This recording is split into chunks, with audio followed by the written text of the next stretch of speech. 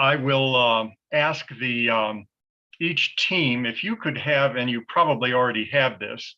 Hold on here, I've got to get something off of my screen. There we go. If each team has a lead counsel that will make representations to the court as far as motions and things like that, that would be very helpful for me to know. Looks as though Ms. Dino is for team 4. Looks like that is the team code is Rose. Is that correct, Ms. Dino? Yes, Your Honor, we are the plaintiff. Okay, I'm looking at the rosters, and I understand you have a roster for defense and a roster for the plaintiff, correct? And they are probably slightly different. Is that correct? Yes. Okay, so we are on, for the scoring panelists and for me, we are on the, looks like for Team Rose, the bottom, starting at the bottom of my page. I printed these off very quickly because I deal with things better in paper than I do on the screen because of my age. So that Ms. Dino will be making initial representations for the plaintiff, and we have for the defense, looks like, boy, that is such tiny writing. Ms. Stanitsky, is that how it's pronounced? Yes, exactly. Ms. Stanitsky. Okay, let me find you here on my sheet. Give me just a moment. And this is for the peony team.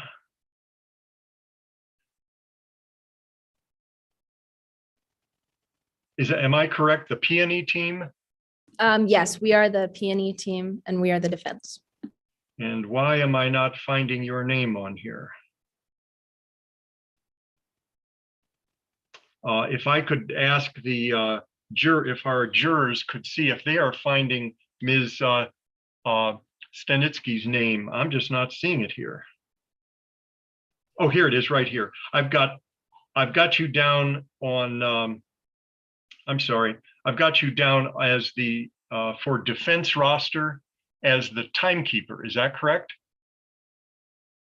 No, sorry, that's incorrect. All right, where should I put you? Now, let me ask my timekeepers if you could come back on the screen to see if I'm making a mistake here, but I have Ms. Stanitsky as the timekeeper under the defense roster for the peony team. Your Honor, I am the timekeeper for the peony team. Okay, could I have Ms. Van Heusen, Ms. Dunn, and Ms. Duran back? There we go. Are you seeing the same thing I'm seeing on these scoring sheets? I am. I am seeing. Okay, well, let's get it. We'll get it as long as you're seeing the same thing I'm seeing. We'll get it corrected right now. So I need Ms. Might as well start with you, Ms. Stanitsky. What are you going to be as counsel on direct? Should I just start introductions? Would that be easier? Let's clear this up first, because we're going to have to be doing some writing here so we get proper people on the scoring sheets. So okay. Who are you going to do as direct student attorney? I am directing Devin Williams or Riverham. Dr. Devin Williams. So I have on my sheet, Imad Dar is doing that direct. So you are doing direct there. Give me a moment. Okay. And for cross-exam, who will you be taking? I am cross-examining Dr. Casey Rogers. Okay. Yeah, this is, we've got a lot of changes here to make, so bear with us, or bear with me.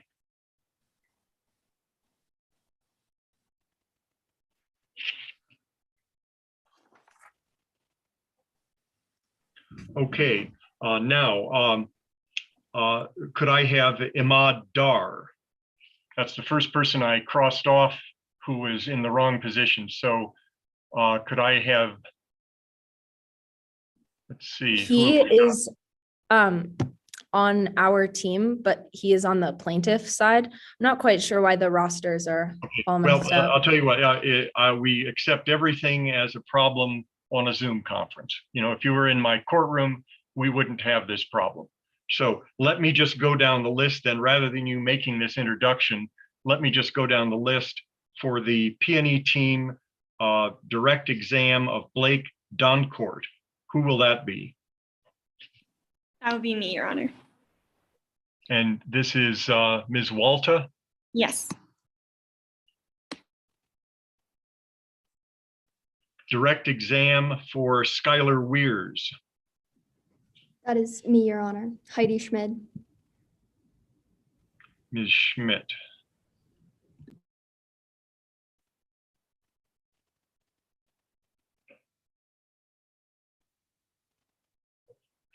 And I have direct exam for Dr. Williams, who is Ms. Stanitsky, who is going to be doing opening for P&E. That would be me, Your Honor. Skylar Walta.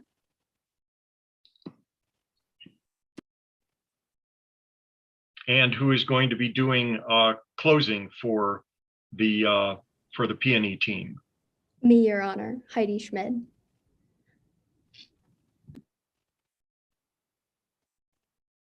All right, now under cross, I've got for the P&E team, cross-examination attorney 1 for Dakota Weirs. That will be me, Your Honor. Ms. Walta. I have cross-examination for Dr. Rogers as Ms. Stanitsky, correct? That is correct. Yes. And cross-examination number 3 for Carson Durst will be whom? Me, Your Honor. Heidi Schmid.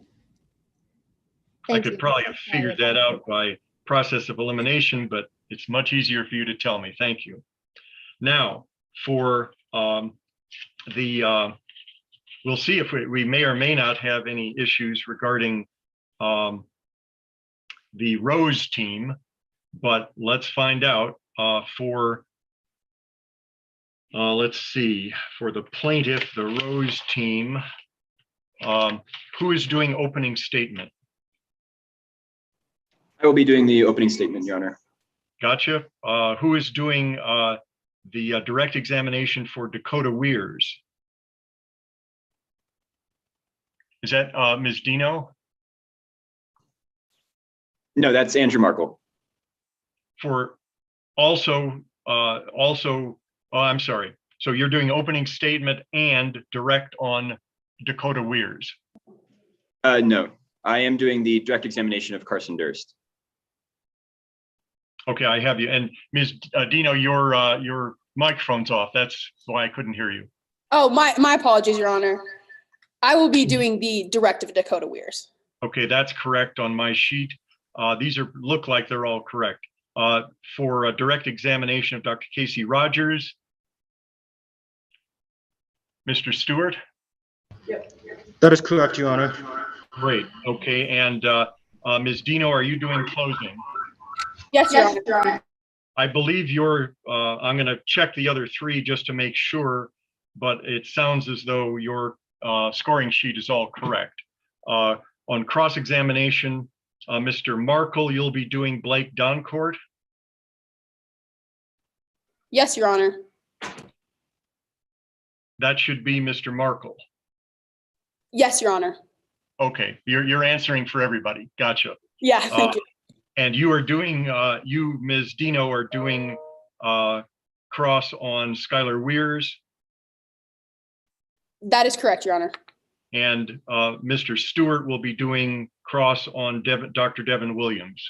That is correct. Okay, good. I'm sorry that took so long, but I'm glad we did it because we got the P&E team on all correct as far as participants. Okay, and who is acting as lead counsel for the P&E team? I'm sorry, for the Rose team. That would be me, Leah Dino, Your Honor. I'm sorry, you already told me that. And who is lead counsel for the peony team? That would be me, Your Honor. Meg Stanitsky. Okay. All right, I guess I did ask you both that, but wanted to make sure. Ms. Dina, hang on a moment. There we go. Ms. Dino, is the plaintiff ready for trial? Yes, Your Honor. And Ms. Stanitsky, is the defense ready for trial? Yes, Your Honor. We have the trial rosters, and for each of our jurors, do you have your scoring sheets ready? I do, Your Honor. And Ms. Doran? Yes, Judge. Great, okay. Some of this is, some of my prefatory marks are geared towards being in person in my courtroom, or when I used to be on the bench in my courtroom. But I believe that those of you who are watching on the YouTube feed may only record this with the permission of the CBA. I believe that rule stands as it would in the courtroom, that any photo taking and any videoing must be done with permission. The Colorado Bar, of course, is exempt from that rule. They can take any photographs and use this for any purpose, and that has already been cleared in your rules of participation. We have cleared conflicts. However, I want to make sure that there are no other teams viewing this who may be in competition later on with either of these teams. So if you are viewing this and you are in competition with another team and you don't have, for instance, multiple family members participating, which would allow you to do that, that you now switch off. You should not be allowed to view other teams if you are also in competition against them. You are probably aware, having participated in the past or being reminded by your coaches, that no recesses will be allowed unless I call it for a health reason or for some technical reason where we have to reconnect someone or video fails, audio fails. If something like that should happen, or if you have a health problem, let me know immediately. If you disconnect, make sure you call and reconnect as quickly as possible, so that if we find that you're disappear on our screen or we can't hear you, we'll be asking you to do that.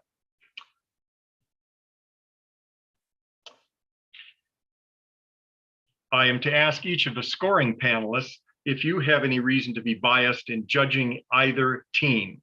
If any panelist is concerned that you do have such a conflict, let us know. Let us know immediately. If I could have each of the scoring panelists on the screen briefly. I don't have any conflicts. I'm sorry. I didn't mean scoring panelists. I should have asked you anyway, but I'll ask you now. Ms.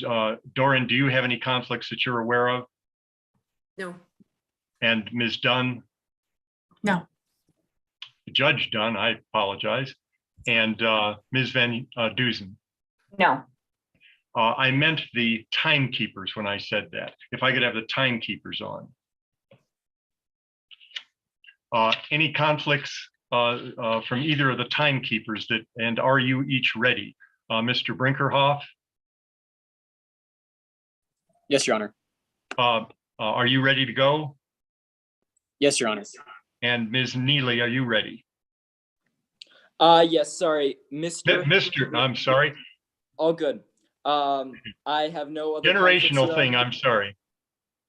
It's completely fine, Your Honor. No other conflicts, and I am ready to begin. Great.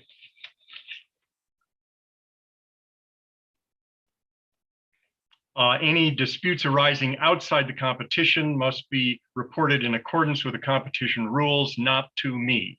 as you're probably aware.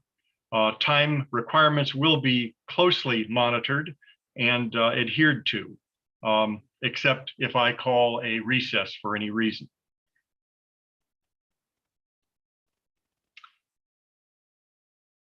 I'm going to ask first on the plaintiff's side, Ms. Dino, if you would introduce your co-counsel and your witnesses.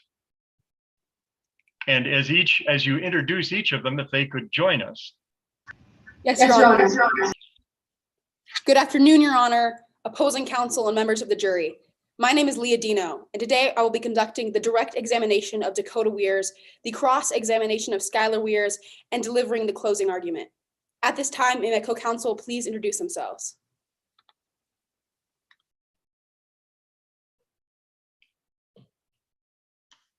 And each of you may do so on the Rose team, the other two attorneys. Good afternoon. My name is Andrew Markle. I will be conducting the direct examination of Carson Durst, the cross-examination of Blake Duncourt, and as well as delivering the opening statement. Thank you. Good afternoon, Your Honor. My name is Braden Stewart. I will be conducting the direct examination of Dr. Casey Rogers and the cross-examination of Dr. Devin Williams. At this time, may the plaintiff witnesses please introduce themselves. Yes, please. Good evening, Your Honor. My name is Octavia Gomez, and I am Dakota Weirs. Good evening, Your Honor. My name is Ella Damon, and I am Carson Durst. I got a brief echo there, but I think you fixed it. And Good our evening, Your final Honor. witness. My apologies. Good evening, Your Honor. My name is Maisie Bogich, and I am Dr. Casey Rogers. Thank you.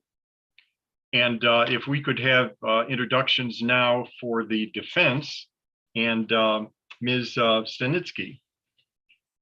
Good afternoon, Your Honor, members of the jury and opposing counsel. I am Ms. Meg Stanitsky. I use she, her pronouns, and today I will be conducting the direct examination of Dr. Devin Williams and the cross-examination of Dr. Casey Rogers.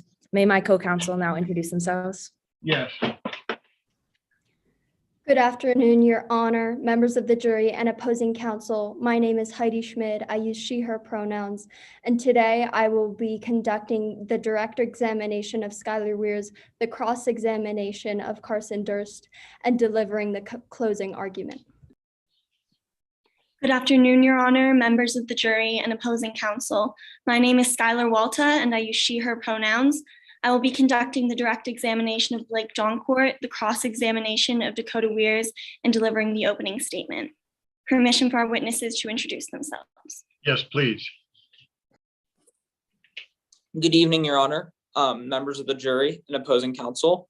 My name is Riverham, and today I am Dr. Devin Williams. Thank you. Good evening, Your Honor, members of the jury and opposing counsel. My name is Leah Blake. I use she, her pronouns, and today I am Skylar Weirs. Thank you. Good evening, Your Honor, members of the jury and opposing counsel. My name is Gianna Lish. I use she, her pronouns, and today I am Blake Duncourt. Thank you.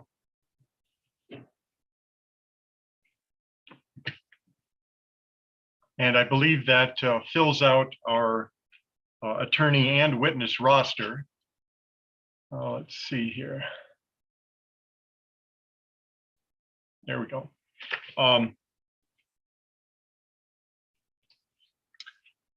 Rather than my normal procedure in the courtroom is when each witness takes the stand, I do swear them all in. We're going to swear all of you to the rules of the competition, and rather than waste a lot of time during trial swearing in each witness, I'm going to just swear the witnesses in on testimony as a group after I swear all of you in to the rules of the competition.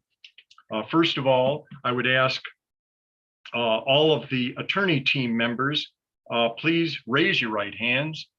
You don't have to put your camera on if you don't wish. I'll assume that you're doing it. Team members, do you promise that the presentation you are about to give will be faithfully and truthfully conforming to the facts and rules of the mock trial competition? and I'll assume that each of you are saying yes. I'm going to ask each of the witnesses, as far as the rules of the competition, to raise your right hands as well. You do not need to turn your screens on. Witnesses, do you promise that the testimony you're about to give will faithfully and truthfully conform to your witness statements, that you will not add material facts or opinions which are not contained in the case problem, and that you will follow the rules and procedures of the mock trial competition faithfully? I'll assume that each of you have said yes. Scoring panelists, also, please raise your right hands. You do not need to turn on your screens. Do you promise to adjudicate the mock trial competition as fairly and objectively as possible in accordance with the facts, procedures, and rules of the mock trial competition? And I will assume all panelists have so sworn. You may lower your hands. I'm now going to ask all of the witnesses, all 6 of you, please turn on your screens, and I am going to swear you in each as a witness. We're a little behind schedule, so rather than doing this individually to all of you or to each of you in turn, which I normally do in the courtroom because it makes a more realistic presentation of what's happening in a real courtroom. But I'm going to swear each of you in right now as your witness characters. So if you would, as your witness character, please raise your right hands. Do you swear or affirm under penalty of law that the testimony you're about to give in this case will be the truth, the whole truth, and nothing but the truth? And I'm looking and I see each of you saying, I do. You may lower your hands and consider yourselves sworn when your attorney calls you to the stand, or when your attorney calls you to the stand. Thank you. And you may drop your screens now.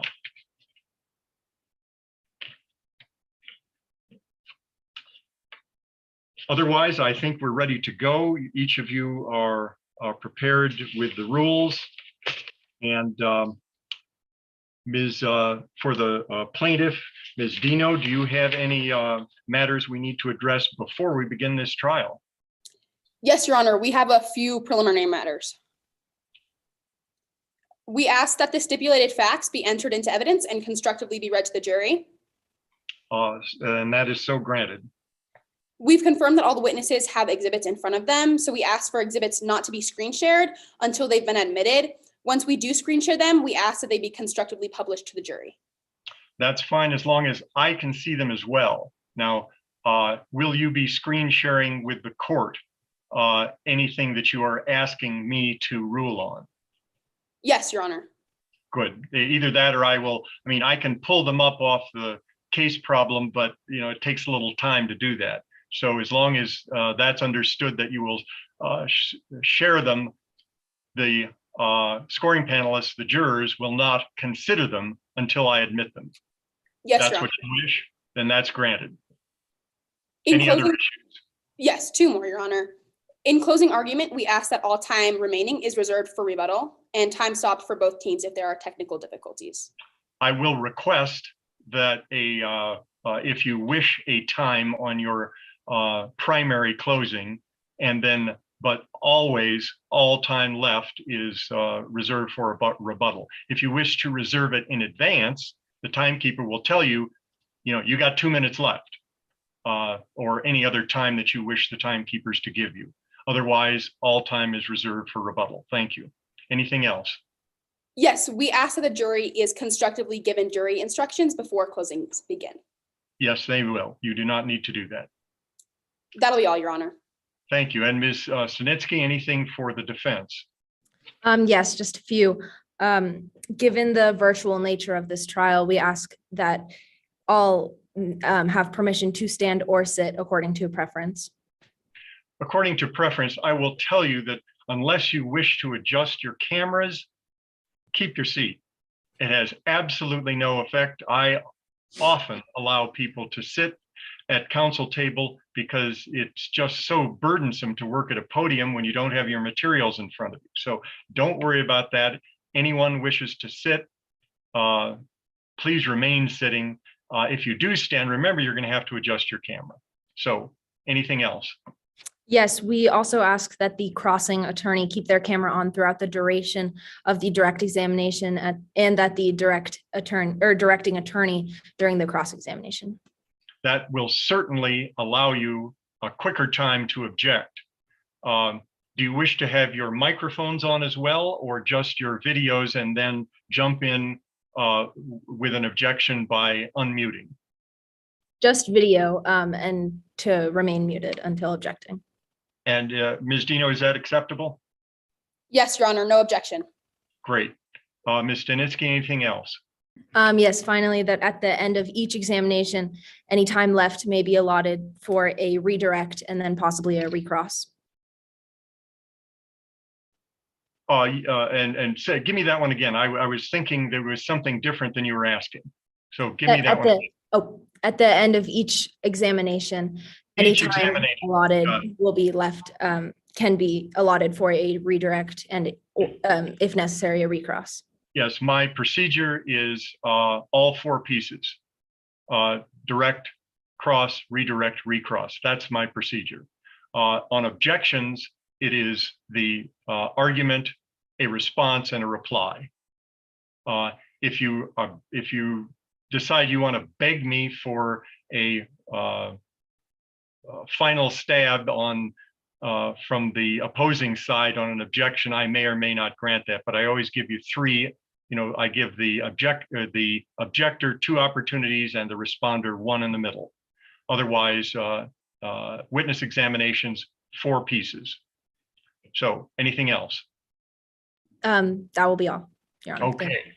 And if I'm not mistaken, Ms. Dino, are you ready?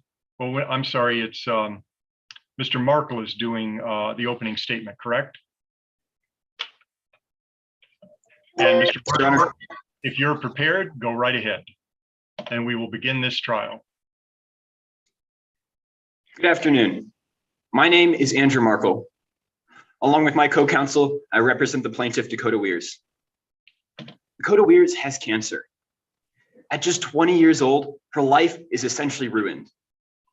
She should be in college working toward her dream of becoming a concert pianist, but instead she's in a courtroom in Denver trying to get justice for what the Lush Fertilizer Company did to her. Ms. Weirs will tell you that at age 14, she started working for a landscaping company to make money for school. She worked with fertilizers, including one manufactured by and sold by Lush, containing a chemical called Drufo. Dakota Weirs didn't know it at the time, but Drufo was dangerous, and her exposure to Drufo caused non-Hodgkin's lymphoma, a cancer in the lymph system. You will hear about the symptoms of non-Hodgkin's lymphoma. Ms. Weirs is in constant pain. She has no energy, and she can't play the piano. Piano was her greatest joy. When she was young, she started playing piano alongside her beloved grandfather. And then once she got older, her talent emerged, and she even earned a scholarship to Juilliard, the most prestigious music school in the country. But then she got sick, and she couldn't accept her scholarship. In fact, you will hear she's not able to do much of anything. She's depressed. She's anxious. She has lost all hope. Non-Hodgkin's lymphoma cannot be cured. So where does Lush Fertilizer fit in? The testimony will show that when it came time to test Drufo for safety, Lush decided to put profits over people. You will hear from Carson Durst, a former employee of Lush.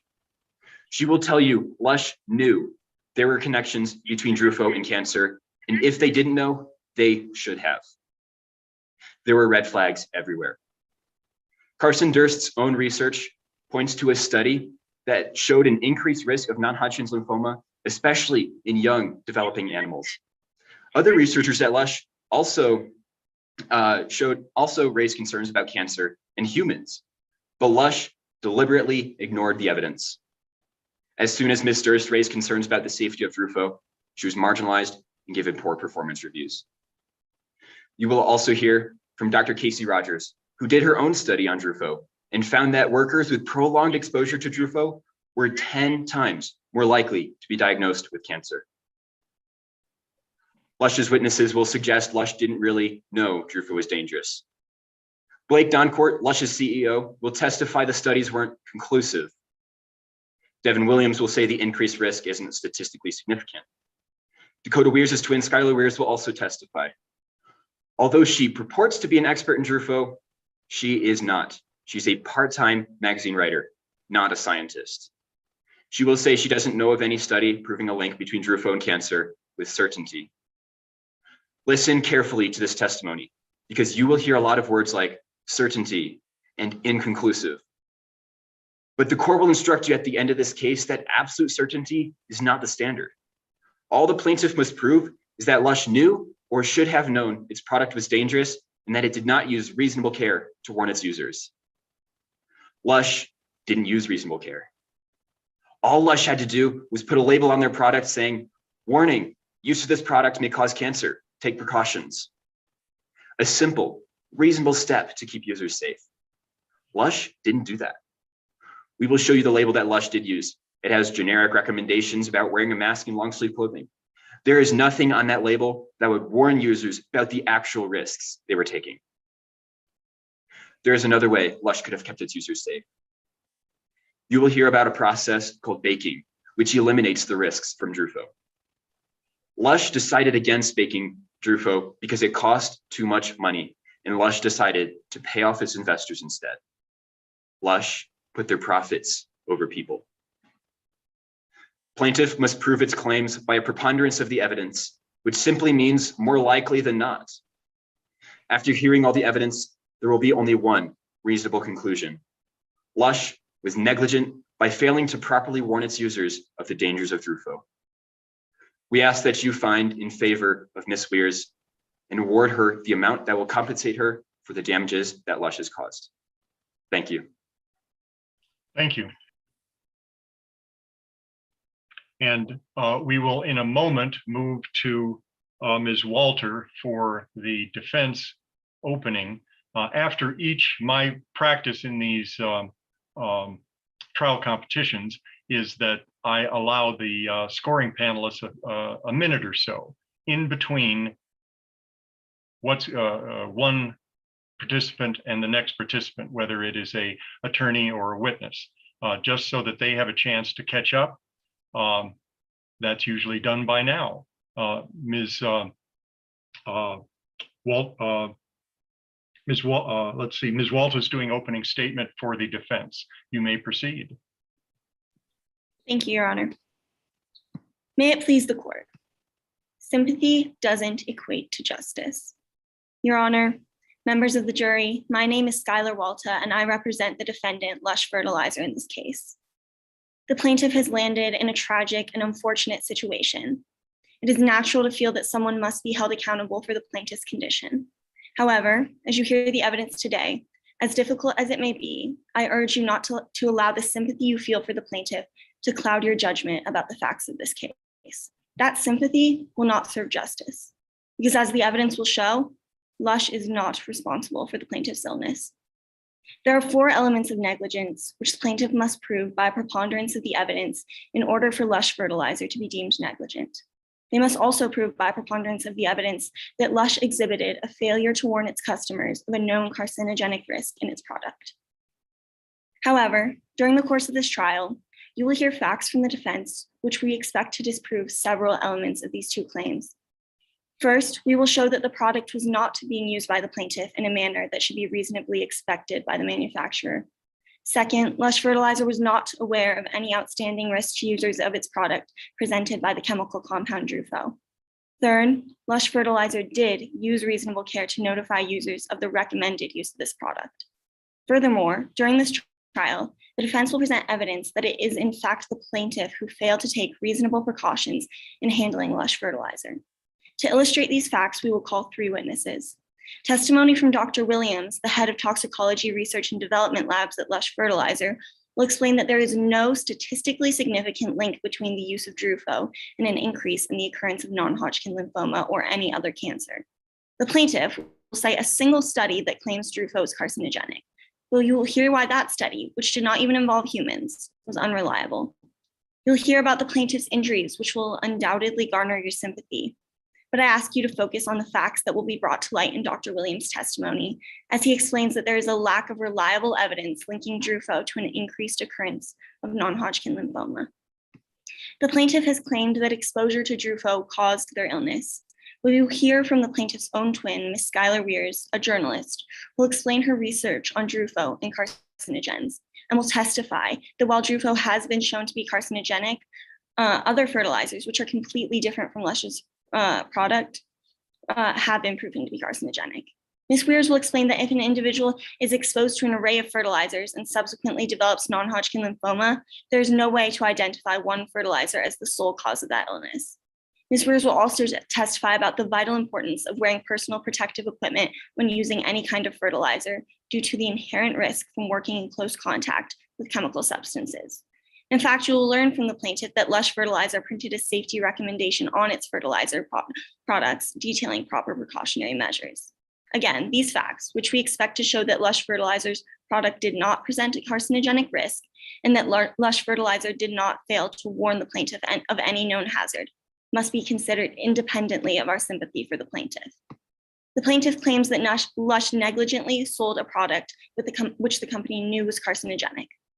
Through the testimony of Lush Fertilizer CEO Blake Joncourt, you will hear that Lush Fertilizer's product underwent extensive research and testing prior to being brought to market, and that those studies identified little to no risk in the product.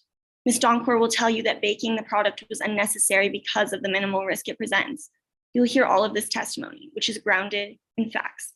And these facts will show that the plaintiff cannot prove the elements of either negligence or a failure to warn by a preponderance of the evidence. So, as you hear this evidence, despite the sympathy you rightfully feel for the plaintiff, I urge you to place facts above feelings. I urge you to let the evidence guide you beyond sympathy to justice. At the conclusion of this trial, my colleague will address you once again, and we will ask you to find that our client, Lush Fertilizer, was neither negligent nor failed to provide a proper warning to the plaintiff, and therefore is not responsible for the plaintiff's injuries. Thank you. Thank you. And we'll pause just a moment before we have the plaintiff's first witness.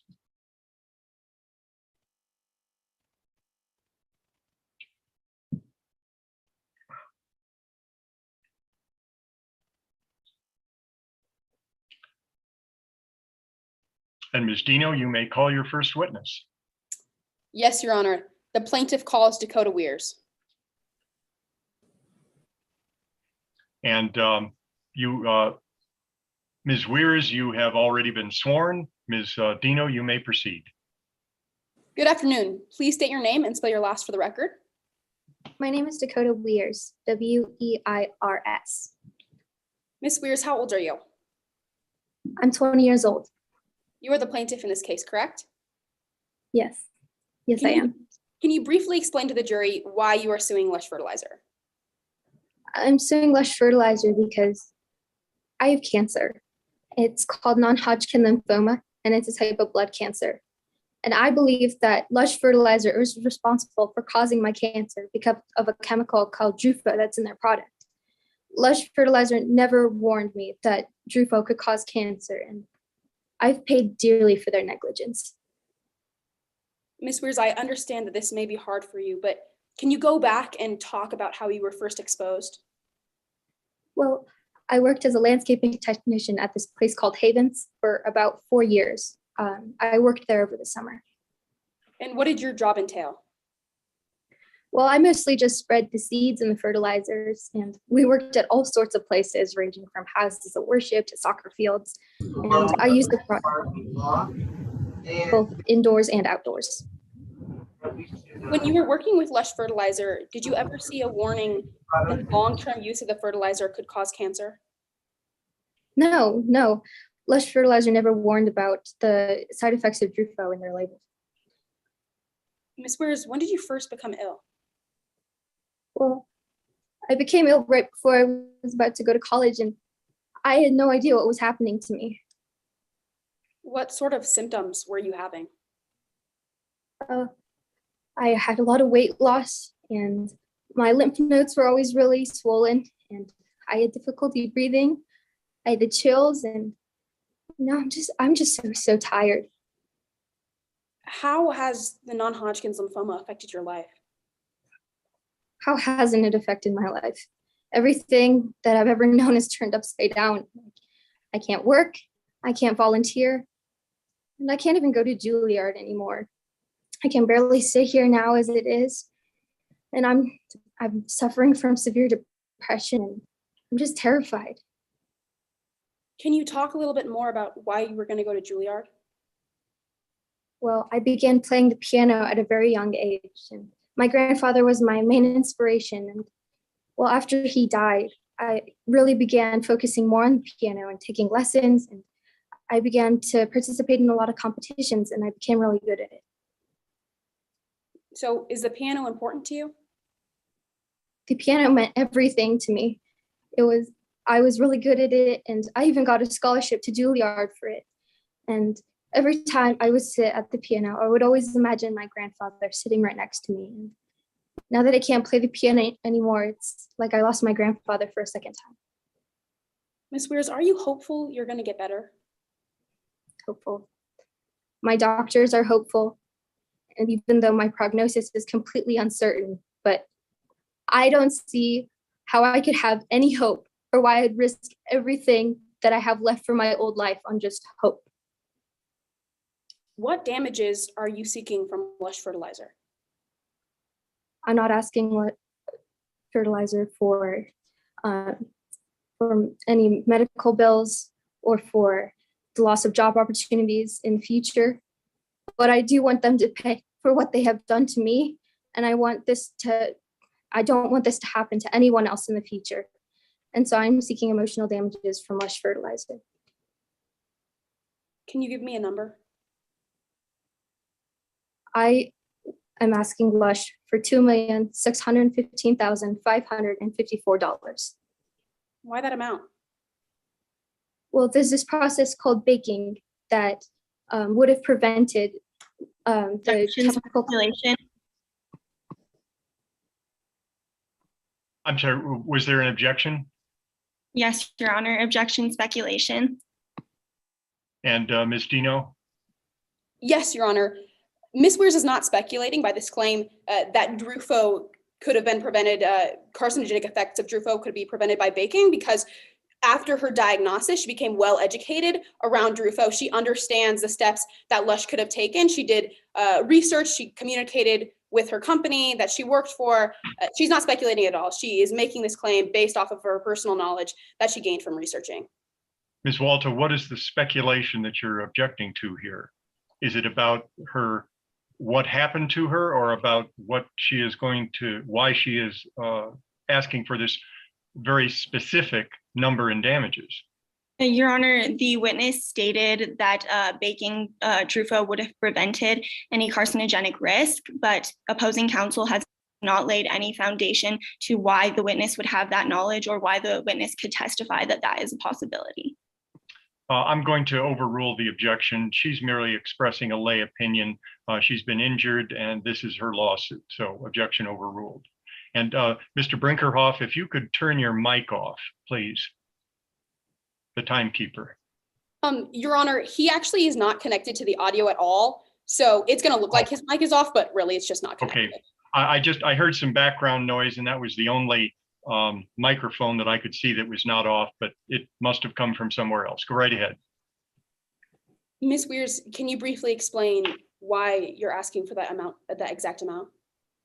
Well, there's this process called baking that Lush Fertilizer would have been able to do, and had they went through with the baking, the cancerous side effect of Drufo would have been eliminated, but they didn't bake it. And that's the amount that Lush would have paid to bake the Drufo, and that is the amount that Lush Fertilizer decided was more important than my life. Ms. Weirs, when did you first become concerned that your exposure to Drufo was what caused your cancer? Well, I was sitting on the couch watching TV, like I always do these days, and I saw that there was this story on TV about hidden documents that had been uncovered, and the document stated that that there were documents uncovered that showed that Drufo had cancerous side effects, and that Lush Fertilizer knew about this but didn't care to tell it to the public. And when you learned this information, what did you do right after? Well, first I had to call my dad to tell him what I had saw. And then I called my boss at Havens and I asked if Lush Fertilizer was indeed the product that I had been using during my time working there. And what did your boss at Havens Landscaping respond? Objection, hearsay. And Ms. Dino? Yes, Your Honor. Under Rule 803, this is not hearsay, as this is a reflectant of Mrs. Weir's present sense impression. She's detailing exactly what she did after watching these news articles, and therefore this is not hearsay under Rule 803. Ms. Walter? Your Honor, I do not believe that what Ms. Weir's boss told her about the carcinogenic possibilities of Drufo or or how often they use Drufo at Haven Landscaping has any effect on her present sense. I'm going to sustain the objection. The fact that she had the conversation is certainly not hearsay, but we will hear from, I'm assuming if we will hear about this conversation and the position that her boss is taking. So she does not need to repeat it. In that case, it would be offered for its truth, as opposed to just the fact of the conversation, which is not offered for its truth, merely that it occurred. So the fact that she had the conversation, she can testify to what was said. We'll wait for that witness. Objection sustained. Ms. Weirs, did you see a picture of the Lush Fertilizer packaging? Yes, I did. I was able to get a picture of the label from my boss to be able to confirm that I had indeed used this product since I didn't have it on hand at my house. And this was the same label from when you worked at Haven Landscaping? Yes, it was. Can you please turn your attention to Exhibit 1? And Your Honor, may we screen share this exhibit? I'm sorry. May we screen share this exhibit? Yes, you may, absolutely. And the jury will not consider this until I admit it. Ms. Weirs, what is this? This is the label that I received. It's the label of Lush Fertilizer. And is this a true and accurate representation of the Lush Fertilizer label that you worked with? Yes, it is. Your Honor, we move to enter Exhibit 1. And Ms. Walter, No objection, Your Honor. Exhibit 1 is admitted. Thank you. You may proceed. Ms. Weirs, are there any dangers about long-term use on this label? No, not at all. All it says is that it causes eye irritation and to avoid contact with eyes of clothing. Thank you, Ms. Weirs. You can stop screen sharing. What did you learn from your father after you thought that Drufo caused your cancer? Well, after doing a little bit of researching myself, my father and I were able to find a copy of Lush Fertilizer product from France. And my father is fluent in French and he was able to translate the label. And then later, after I read a translation of the French label, I was able to compare the two. And I realized that there was one difference between the product used in France and the product used in America. And that difference is that the French label doesn't have Drufo listed in it. That's because Drufo has been banned in France for years. Do you know why Drufo has been banned in France? I don't know why, but it's been banned, so that must be pretty bad. So your father helped you out a lot through this process. What's your relationship with the rest of your family like? Well, I can say that my family relationships right now aren't very great, especially with my twin sister, Skylar. She seems to be upset that my medical bills are being paid for by my father. Does Skylar have any financial troubles that you know of? I'm aware that Skylar has extensive gambling debts. And is your father paying for your treatment? Yes, he is, and I will always be so grateful for his sacrifice. Has the fact that your father is paying for your treatment caused any problems with Skylar Weirs? Yes, it has. Skylar has been very verbal and given the impression to me that she is very angry that I am ill and that my father is paying for my medical bills. And she's even told me at one point that, and given the impression that I'm a burden to the family and that I'm ruining the family legacy and that I'm draining my father of all of his money. Thank you. Ms. Weirs, no further questions. We'll pause a moment before we have cross-exam.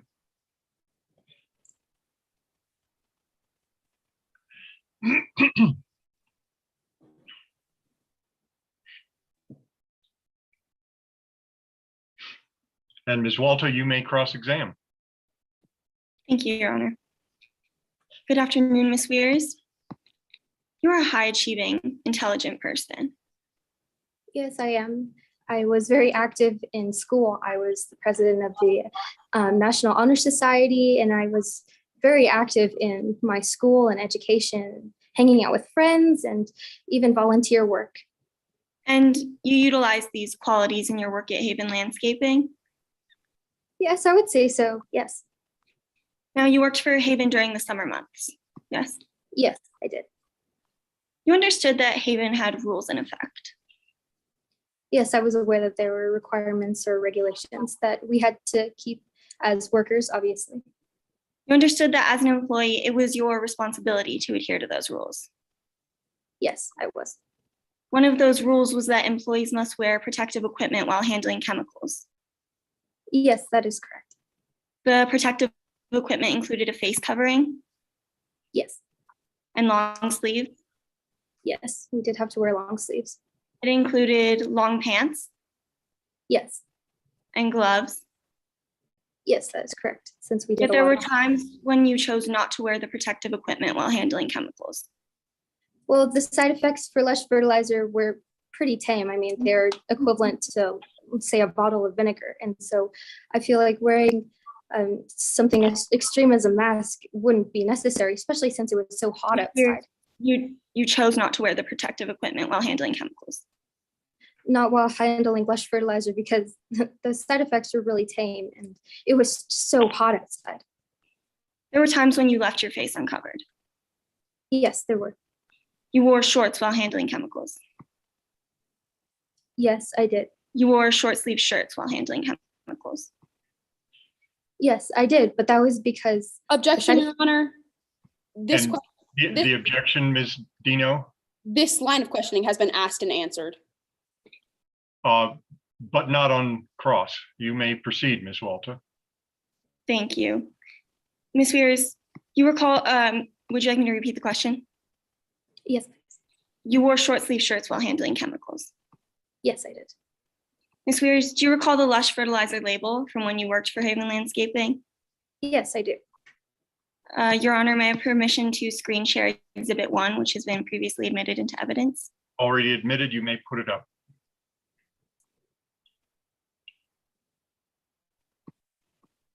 Can our timer screen share that?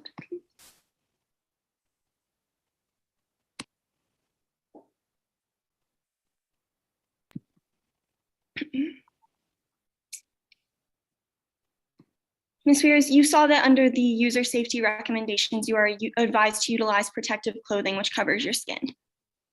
Yes, but those are recommendations and not mandatory. Yes, yes. And you saw that the use of a respirator or N95 face mask is recommended as well. I mean, it seems a bit extreme for a product that only causes eye irritation. I'm only asking if you saw that this was recommended. I do see that it is recommended, but I also see that it causes eye irritation. You didn't obey these recommendations.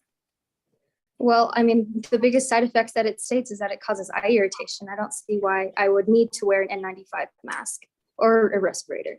Ms. Weirs, you didn't obey these recommendations. No, I did not. Ms. Weirs, you worked with other people at Haven Landscaping. Yes, I did. I had many coworkers. You do not know of any other individuals with whom you worked who have been diagnosed with non-Hodgkin's lymphoma. That's not in my witness statement. Would you like me to answer that? That's okay, I'll move on. You worked with several other. Let's drop Exhibit 1 if you don't need it. Yes, Your Honor. Thank you. Ms. Weirs, you worked with several other fertilizers and lawn chemicals other than Lush fertilizer during your time at Haven Landscaping. Yes, I did. It's possible one of the others made you ill. Objection, Your Honor. And the objection is Lack of foundation. Ms. Walter. Your Honor, this witness has previously testified that she believes that her exposure to Jufo and a potentially carcinogenic property made her ill, but she has also testified that she worked with other fertilizers, and I'm simply asking her whether she believes that there's a possibility that one of these other fertilizers could have made her ill. Ms. Dino. Yes, Your Honor. I'm objecting to the fact that we do not know the opposing counsel has failed to lay the foundation for the names of these other fertilizers, the chemicals they contain. There's simply no foundation that we would know for Ms. Weirs to be able to answer the question. We don't know if she's seen the labels of these other fertilizers, the ingredients of them. I'm just asking for a bit more foundation before Ms. Weirs can answer. Well, I'm going to overrule, deny the objection because that is the question. What is her knowledge? Does she have knowledge of any other fertilizers that may have caused this problem? If she doesn't, she may so answer. If she does, she can answer that way. So objections overruled. Ms. Walter, you may re-ask the question. It is possible one of the other fertilizers made you ill. No, because I've seen there have been many things done that prove that Drufo could have potentially caused my You're cancer. saying there's not even a little possibility that one of the other fertilizers made you ill. There is a possibility maybe, but I do know that Drufo has bigger possibilities to cause my cancer, and that has been researched on, and that is why we are here today. Thank you. Let's talk briefly about your diagnosis. You were diagnosed with non-Hodgkin lymphoma a full year after you stopped working for Haven Landscaping. Yes, I was beginning to feel sick all the time, and I had no idea what was going on, and I had trips in and out of the hospital, and it was so terrible. And your doctor hasn't indicated one way or another whether or what type of care you may need in the future. No, my care is completely uncertain at this point in my life. We don't know if you'll need any care at all. I mean, there's a possibility, sure, that I could go into remission, but that doesn't mean my cancer will be cured. I'm aware that non-Hodgkin lymphoma is uncurable. Ms. Weirs, you were awarded a full ride scholarship to Juilliard. Yes, I was, but because of my illness, I'm no longer able to attend Juilliard. You have been allowed to defer that scholarship for up to 2 years. Yes, but given my condition now, I'm afraid that I'll never be able to go to Juilliard. There is a possibility that you can go in the future on scholarship. Oh, I hope so. Thank you, Your Honor. No further questions. We'll pause a moment until we have redirect.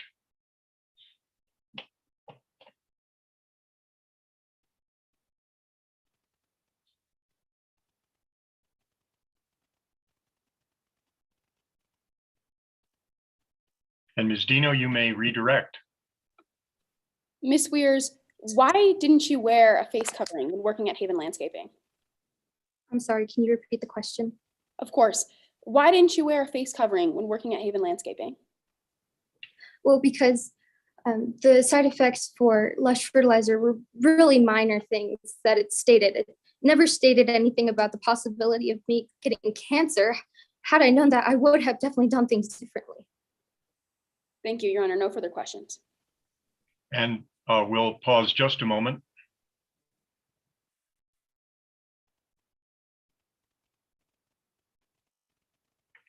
And Ms. Walter, recross. I have no recross, Your Honor. Thank you. And Ms. Weirs, your testimony is completed. You may retire from the stand. Thank you. And we'll wait just a moment for our next witness for the plaintiff. Mr. Markle will be presenting in just a moment.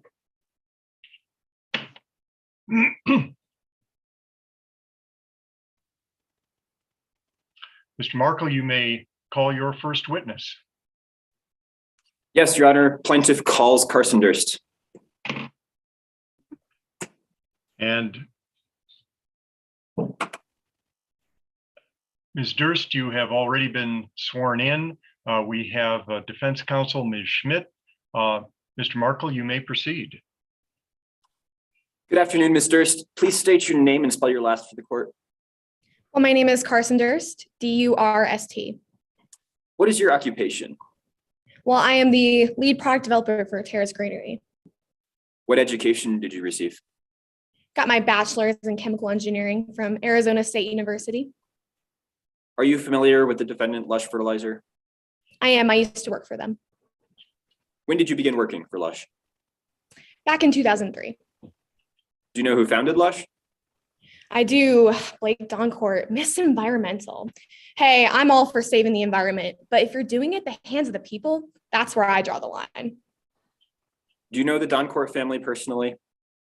Well, at the time, they were practically my family. I mean, I was best friends with Blake and Morgan's son, Charlie. We went to every soccer game together. They were my ride. And I was always at their house for dinner on Sunday nights and even their lake house. We were most definitely family. That was until Blake stabbed me in the back. Can you tell me how you first started working with Lush? Well, right out of college, I was hired because an internship opportunity opened up. And what year was this? This was in 2003. Were you ever promoted at this job? I was. 3 months later, I was promoted. What was your new title after your promotion? I was now part of the research and development team. Ms. Durst, what is Drufo?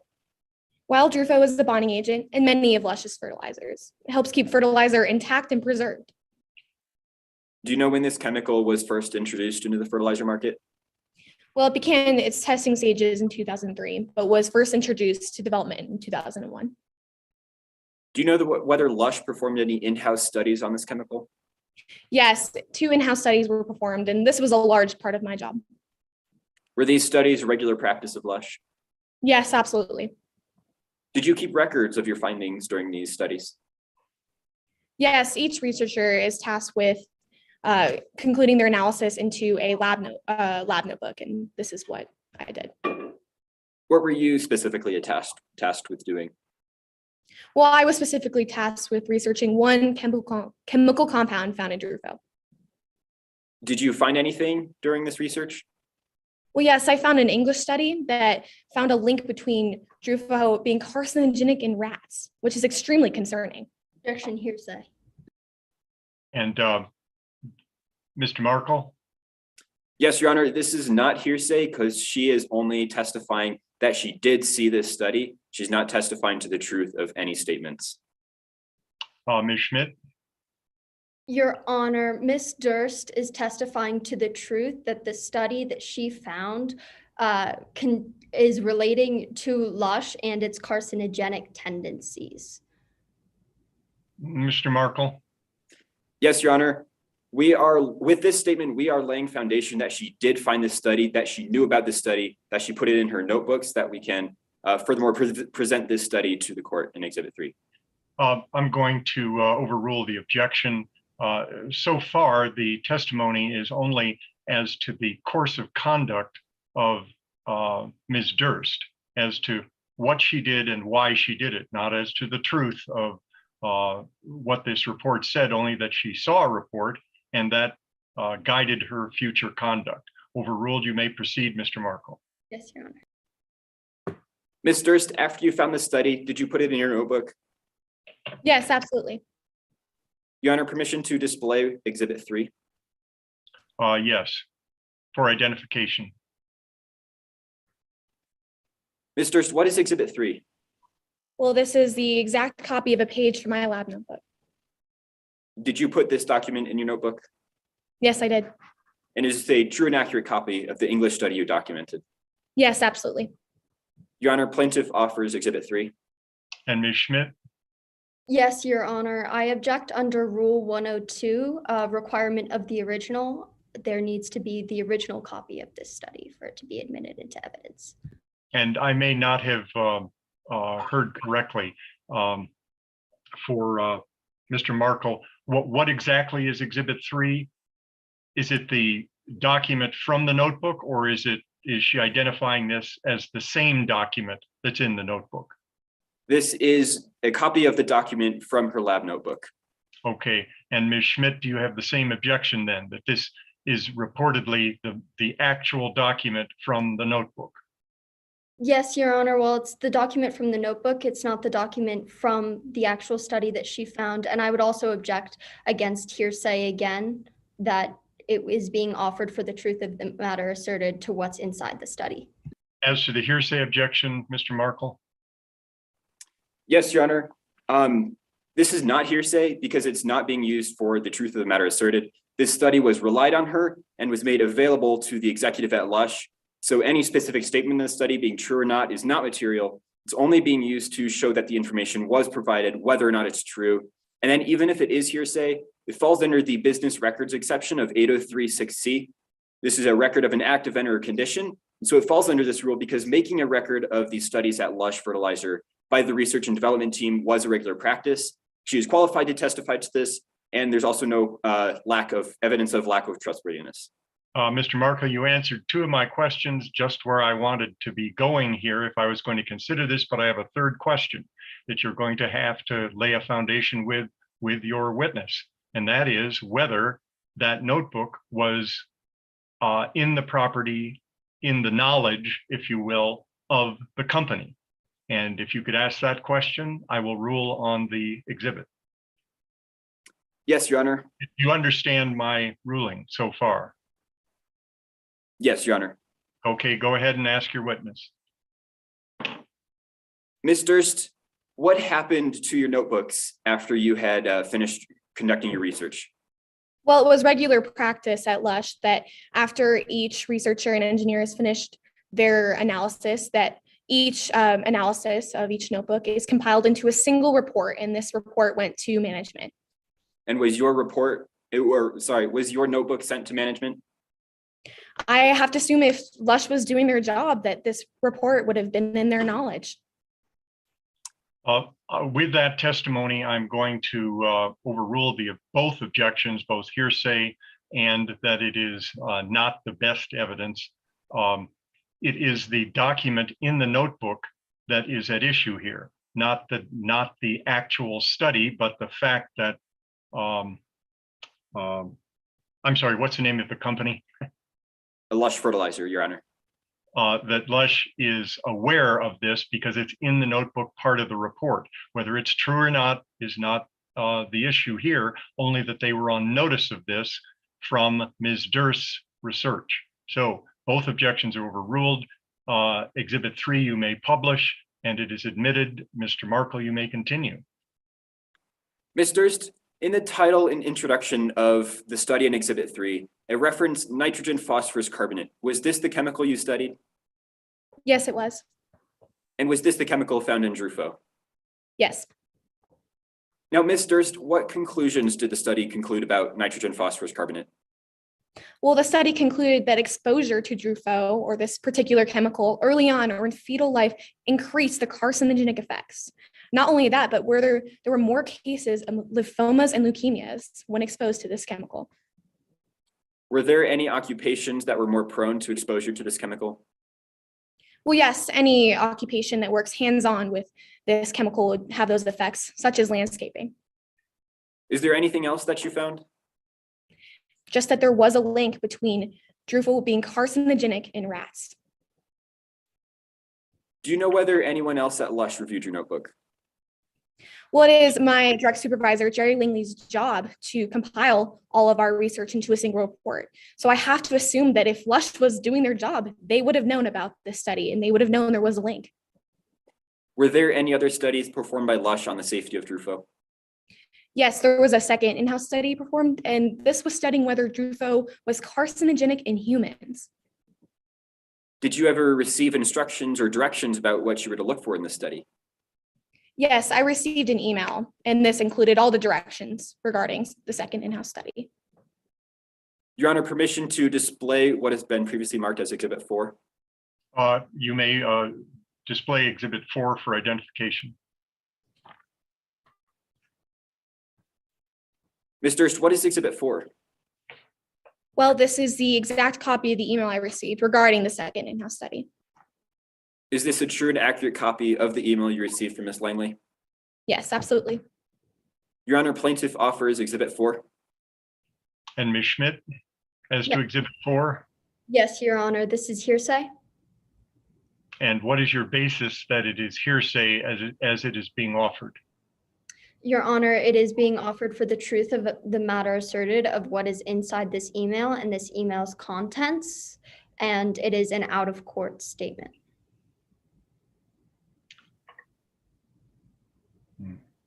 Mr. Markle. Yes, Your Honor. This email was written by Lush Fertilizer or a representative, which makes the email an admission of a party opponent under 801 D2A. Therefore, it is not hearsay. As an admission against interest, Ms. Schmidt, what's your position? I stand by my objection, Your Honor. I'm going to overrule the objection first on the ground that it does, as I'm reading it very quickly here, it does appear to be an admission regarding this Drufo study. However, it is also a direction to, this memo is a direction to Ms. Durst.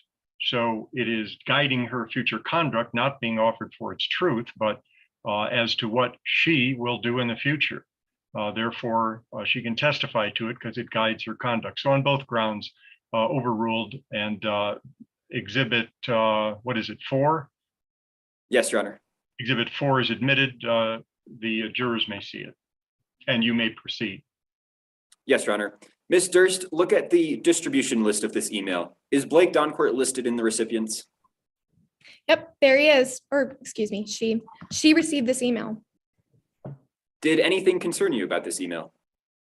Well, just the fact that a second in-house study had to occur at all was pretty concerning. Nonetheless, studying whether Drufo was carcinogenic in humans. Was there anything else that concerned you? Just that a new team was going to be studying this. From your personal involvement, do you believe that there is an agenda? Oh, absolutely. They wanted our analysis to fit into the hypothesis they had made, to fit in with their shiny do-gooder image. And there's an objection. Hang on, Ms. Durst, and the objection is? Speculation, Your Honor. Mr. Markle? Your Honor, this is not speculation. Ms. Durst is simply testifying to her personal involvement and what she can rationally infer from the actions of management and the rest of her colleagues. Ms. Schmidt? Your Honor, she cannot testify as to Lush Fertilizers management's intentions. She can testify to what her belief on the study was, but she can't testify about what Lush Fertilizer actually believed. I agree. Based on the few words of the testimony before the objection, it was apparent that the objection, or that the testimony, was about what Lush intention was, not hers. So I don't know that she can, if she tries to testify to her own intention, that may draw another objection or not. That's not what we're dealing with. The objection is sustained. That brief snippet of testimony will be stricken and the jury will not consider it. Mr. Markle, you may continue. Ms. Durst, when was the analysis concluded? This was concluded in December of 2003. And what happened next? Well, shortly after, we had a staff meeting where we discussed some of our findings. Did anyone at the meeting express concerns about Drufo? Yes, one researcher brought up concerns that Drufo was not only carcinogenic in humans, but that it could cause Hodgkin's lymphoma. After all of this concluded, did you hear anything about the study? Yes, I got a report a couple weeks later that was the final report of the second in-house study. What did this report say? Just that Drufo fit in with the FDA standards, and yes, and also it just suggested baking Drufo. Baking Drufo would eliminate any carcinogenic effect that Drufo may have. Do you believe that this report is completely accurate? No, absolutely not. There was obviously some information left out. Based on your... Speculation. And the objection is? Speculation, Your Honor. Mr. Markle? Yes, Your Honor, this is... I'll tell you what, in order to get this, in order to rule on this objection, you need to ask your witness what was left out, and we will see whether or not that is objectionable or not. So you may continue with the examination, but it must, if you want to continue with this string, you must ask her what information was left out. Yes, Your Honor. Ms. Durst, based on your personal knowledge, was Drufo important to Lush Fertilizer's success? Based on my knowledge of working at Lush for several years, Lush was extremely important to, Drufo was extremely important to Lush's success. I mean, it was the goose that laid the golden egg. All right, Ms. Durst, let's move on. So what happened to your job after this report came out? Well, coincidentally, or not, right after I submitted my honest report about Lush, my performance reviews started to tank. Do you know why you stopped receiving choice assignments? Well, my job performance stayed consistent throughout the entire time I worked at Lush. I was always a honest and committed employee, so it had to be because of what I submitted to Lush. Did you ever talk to Ms. Doncourt about your concerns about not being treated fairly? I did. I brought up my concerns several times that I felt there were real issues occurring within the company. You previously mentioned that Blake Doncourt is the founder of Lush. Yes. Does he in fact own Lush Fertilizer? Yes, Blake does. So he would make money when Lush makes money. From my knowledge, yes. Do you have personal knowledge about Mr. Doncourt going through a divorce? I mean, well, we were very close family friends, and it was pretty common knowledge around the office that she was going through a pretty nasty divorce at the time and was going to have to pay a lot of alimony. Did you ever talk to Ms. Doncourt about your concerns again? I did. How did he respond to these concerns? Well, she completely dismissed my concerns and saying she had bigger fish to fry and other issues at hand. What did you do after hearing all of this from Ms. Doncourt? I looked for other employment opportunities. No further questions, Your Honor. We'll pause a moment before Ms. Schmidt's cross.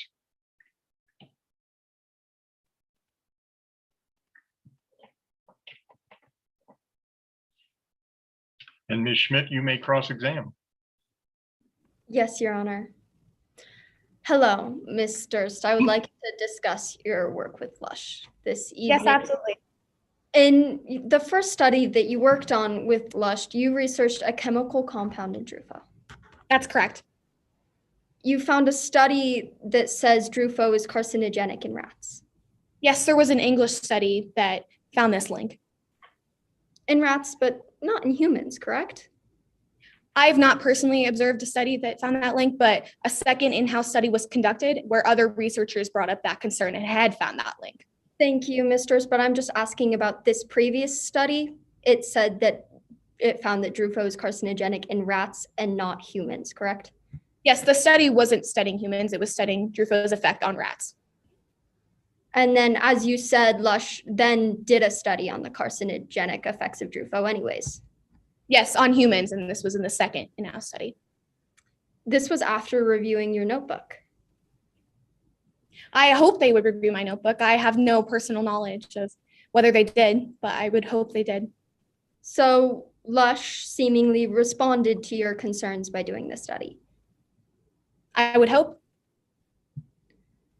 And this study concluded that the chemical compounds of Drufo are within the legal distribution limits for carcinogens. It stated it was within the FDA standards, but like I said previously, it also stated that baking Drufo was highly suggested and would be highly beneficial because it reduced any possibility of carcinogenic effects. Yes, Ms. Durst, but it revealed that baking Drufo is not necessary, yes? It would eliminate any possible carcinogenic effects. But it's not necessary? I guess Drufo was within the FDA standards, but I believe there was definitely information left out. And one person involved in this study was concerned about Drufo's link to non-Hodgkin's lymphoma. Yes, a particular researcher. But her findings were inconclusive, weren't they? With the report that Lush had submitted, but like I said, I don't believe that this report was accurate. Yes, so you believe that this study was misleading? I believe that this report that came out with its conclusion on Drufo is not accurate. Yet you do not have all of the information from this study, do you? I have my experiences in my research and other information I learned from other researchers in our weekly staff meetings. This was a regular practice. But you don't have access to all of the information studied by Lush. No, I don't have access. I was only involved in these two in-house studies and particularly the first one. Thank you. I would now like to talk about your personal experience at Lush. You are or were family friends with the Doncourts. Yeah, I mean, they were practically my family. I mean, every experience I had with Charlie was with the Doncourts, and we became very close. So much so that you started to work for Blake Doncourt's company. Yeah, business these days is all about networking, and I knew Blake because of Charlie, and this was a great opportunity as an intern. Blake Doncourt got your original position at Lush for you. No, I'd say that he possibly helped within networking, but I am a very qualified person in my field, and I applied. But isn't it true that Blake Doncourt admitted that he overlooked qualified applicants to get you hired? I have no involvement in how Blake chooses to hire other individuals, but I'm very qualified. I got my bachelor's in chemical engineering. And Doncourt, did Blake Doncourt overlook qualified applicants to specifically hire you? I believe she did, and like I said, that's her choice. And your coworkers believe that you could just skate along at Lush? I don't believe that's an accurate representation of my job, but some people did believe that. I mean, I was promoted 3 months later after my job, and I believe this is due to my excellent performance. And these same coworkers thought that you didn't do any real work. They may have thought that, but I don't believe that's at all true. I was a really dedicated employee. And then Lush made you sign a performance improvement plan. That's correct.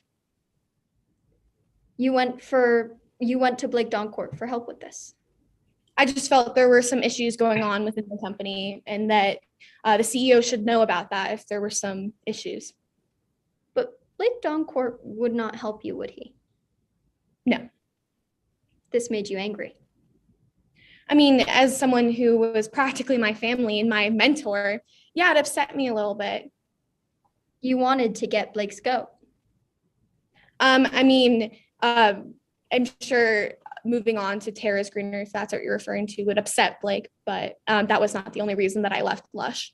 Yes, so you did apply to a job at Lush's main competitor, Tara's Greenery?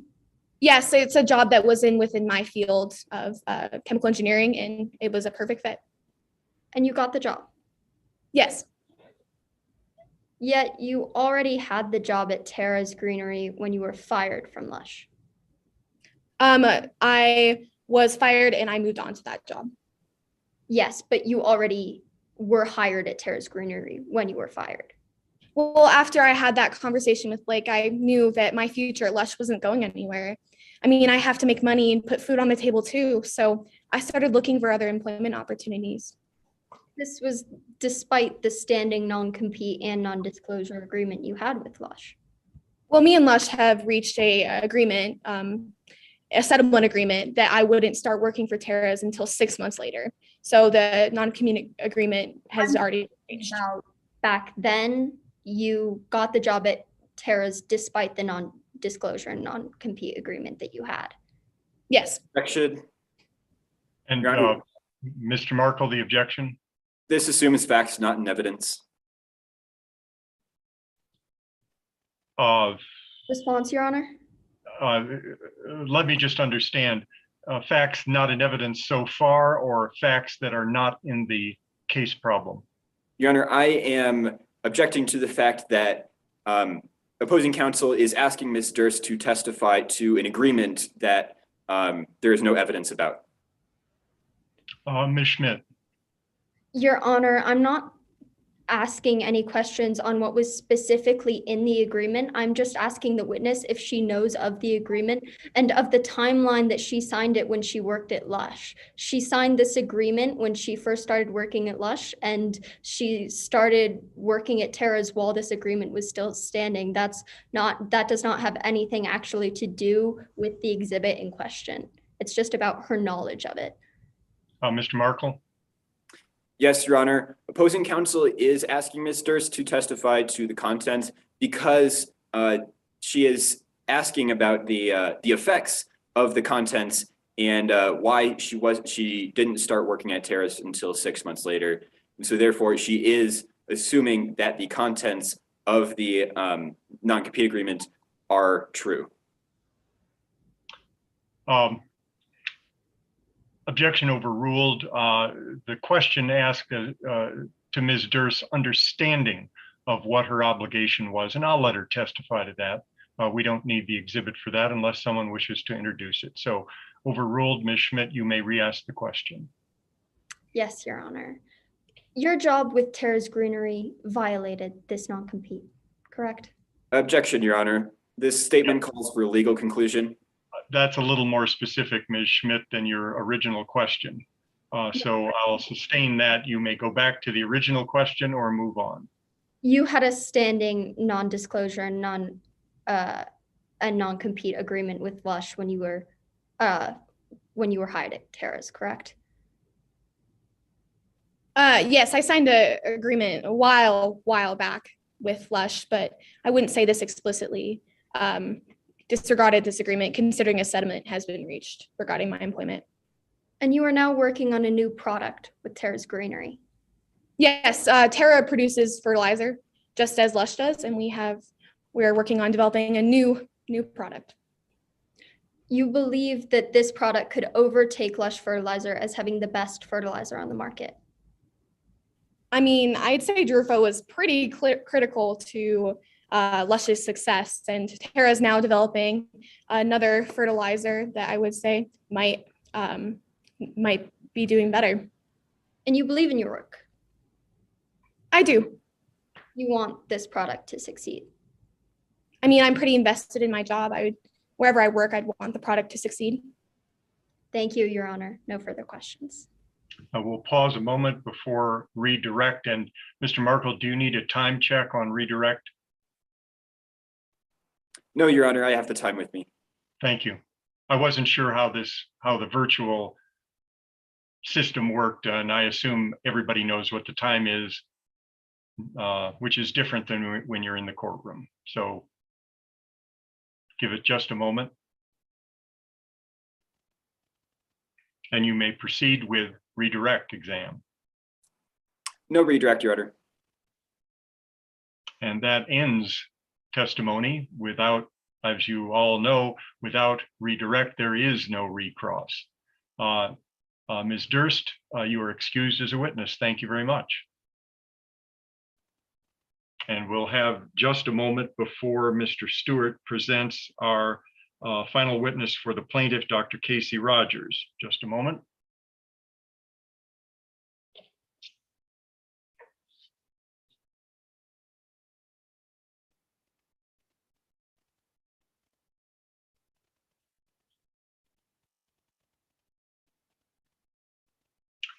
And Mr. Stewart, you may call your witness.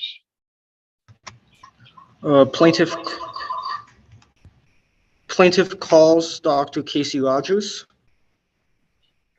And Dr. Rogers, you have been sworn and you may proceed.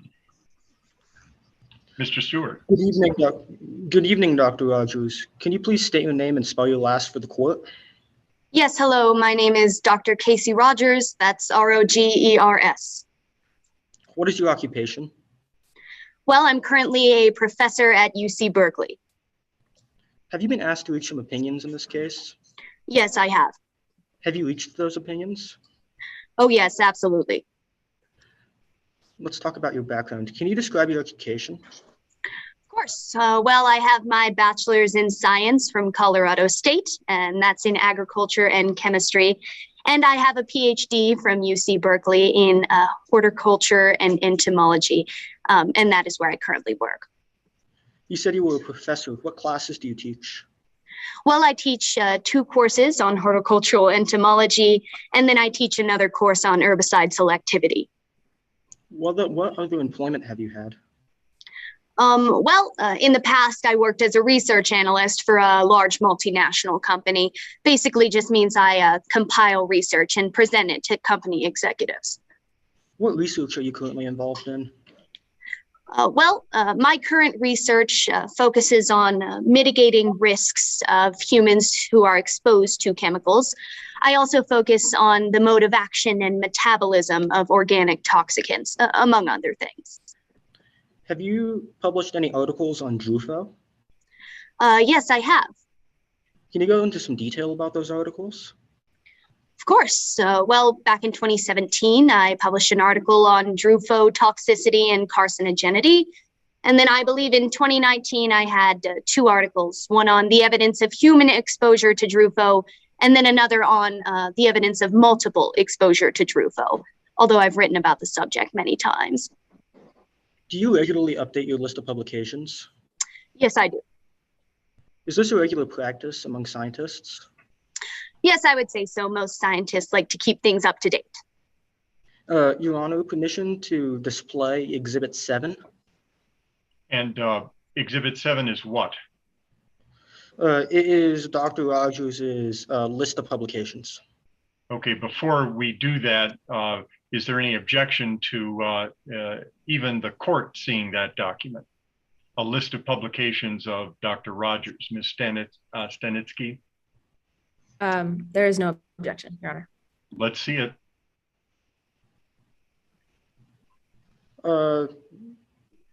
Dr. Rogers, what is this? This is a list of my research publications. Is this a true and accurate copy? Yes. Your Honor, plaintiff offers Exhibit 7. And Ms. Stanitsky? I have no objection, Your Honor. Exhibit 7 is admitted. And Mr. Stewart, you may proceed, and the jury may view the exhibit. Dr. Rogers, can you read the last title on there? Yes. Dr. Casey Rogers, Drufotoxicity and Carcinogenity, a review of the scientific basis of the European Union Assessment Biotechnology Information. You said you have a Bachelor's of Science and a PhD in Agriculture. Would you consider Drufo an agricultural product? Yes, I would. Your Honor, plaintiff offers Dr. Casey Rogers as an expert in the potential effects of exposure to horticultural chemicals, including Drufo, on humans. And Ms. Stanitsky, any objection? Your Honor, may I conduct a brief voir dire? Yes, you may. Now, Dr. Rogers, I'd like to talk a little bit about your education. You have a doctorate degree in agriculture and entomology. Yes, horticulture and entomology, yes, from UC Berkeley. No medical degree? No, I'm not a medical doctor, just a scientist. You do not have any formal education in the field of medicine? Just to clarify. No, my research and my education focuses mostly on the effects of chemicals on the human body, but no medical education. You don't specify any formal training you have related to medicine? Well, I have done some research on medical topics as a result of my studies on chemicals, Drufo included. However, no, I haven't done any specific training or research on medicine. And as we just saw, your research does not pertain to the human body? Well, it does. It pertains to the effects that a human body might experience when exposed to chemicals. But no, it doesn't focus on various illnesses or the specifics of medical conditions. Thank you. No, Your Honor, if I may be heard with my objection. Of course. Well, I have no objection to this witness's qualifications. Currently, however, I do ask the court that Dr. Rogers limit her testimony in the field of medicine and anything regarding, and any opinions regarding medicinal sciences. All right, I'm going to let Dr. Rogers testify. If she provides testimony that you object to that you feel is medical, you may object, and I will deal with each of those in turn. So, Mr. Stewart, you may proceed. The witness is qualified. Dr. Rogers, you said you had some opinions in this case. What were they? Well, my opinion today in this case is that Mrs. Weir's long-term exposure to Drufo is what caused her non-Hodgkin's lymphoma. How did you reach this opinion? Well, I actually did a study on Drufo, and it relates to Miss Weir's condition. Can you describe your study? Of course. Well, my study has 3 groups: a control group with no exposure to Drufo, a moderate group with moderate exposure, and a long-term exposure group that was exposed on a daily basis. And these groups were monitored for any health effects or cancers that would result as an exposure, as a result of exposure to Drufo and lush fertilizer products. What was the result of your study? Well, my study shows an increase in serious health conditions and cancers in those people exposed to Drufo over a long period of time, and this would include non-Hodgkin's. Have you reviewed Ms. Weirs' employment records? Yes, I have for the case today and her medical records. From that, were you able to determine her degree of exposure? Yes, it was very similar to that of my long-term exposure group in my study. Based on all of this, what is your conclusion about Ms. Weirs' exposure to Drufo? My conclusion about her exposure is that as a result of her long-term exposure, she contracted cancer, and this is exposure to Drufo. Thank you, Your Honor. No further questions. And we'll pause for a moment before cross-exam.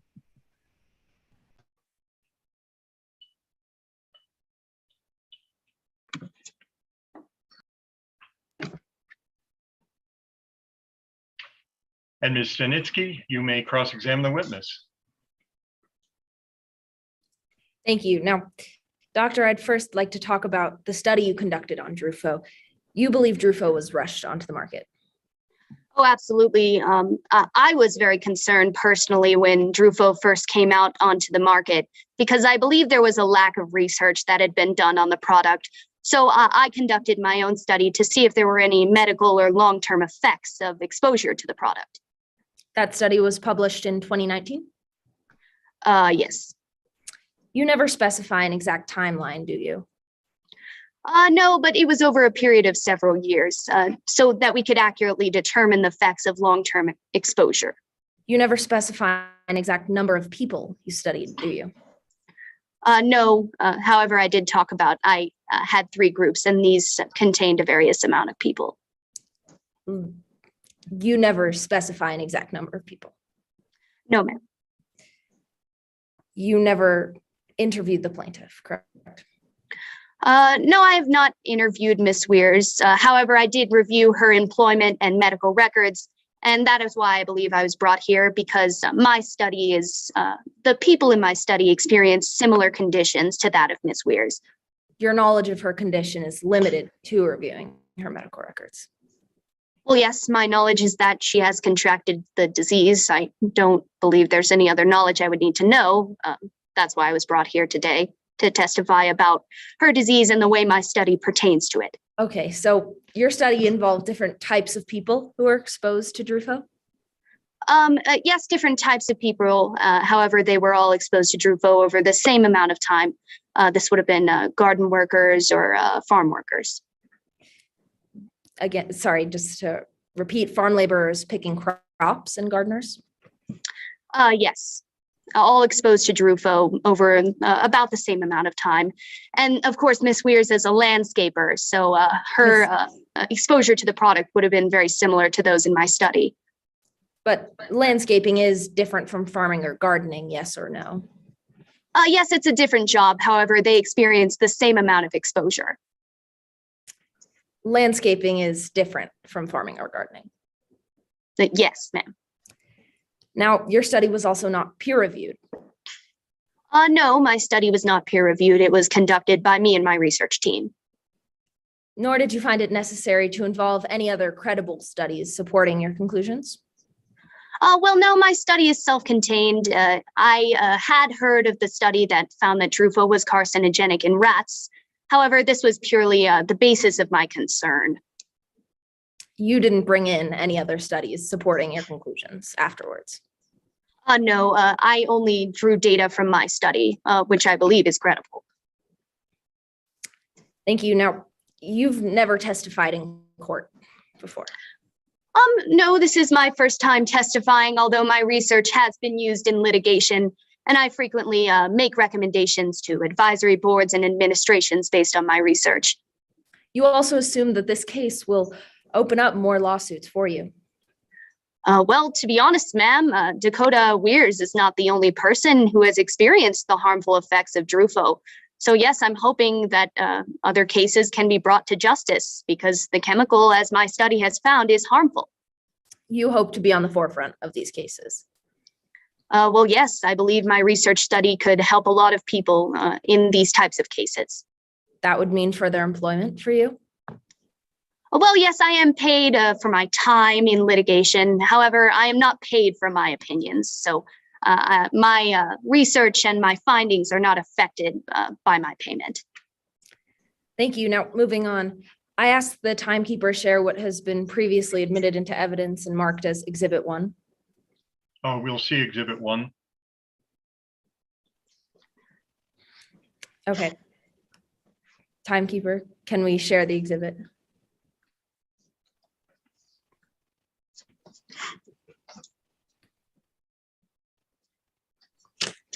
Okay. Doctor, you state the plaintiff's clothing while wearing Drufo, or while using Drufo. I apologize. Excuse me, I didn't hear the question, sorry. You state the plaintiff's clothing while using Drufo? Well, yes, I made recommendations based on my study of what type of clothing people should be wearing. However, I have not personally observed the plaintiff's clothing. You see Lush's recommendations for protection. Which ones specifically? Use of a respirator or an N95 face mask, as well as personal protective equipment and protective clothing covering exposed skin. Yes, I do see that. Time, stop. Okay. And that is the cross-examination. We'll wait just a moment for redirect. Mr. Stewart, do you intend on redirect? I know you have a limited amount of time. No redirect, Your Honor. Well, then that will conclude the testimony of our first expert, Dr. Rogers. Thank you very much, ma'am. And that also concludes the case in chief for the plaintiff. We'll have just a moment before we have the case in chief for the defense. And when we do, it appears that Ms. Waltha will have our first defense witness in just a moment.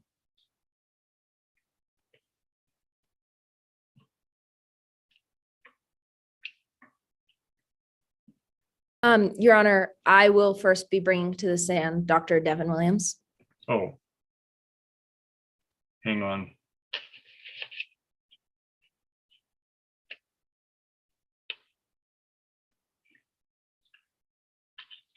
Well, what have I done here on my notes? Give me just a moment.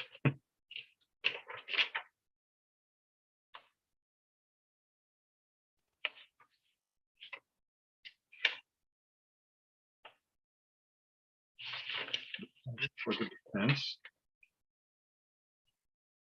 Oh, you're putting, I'm sorry.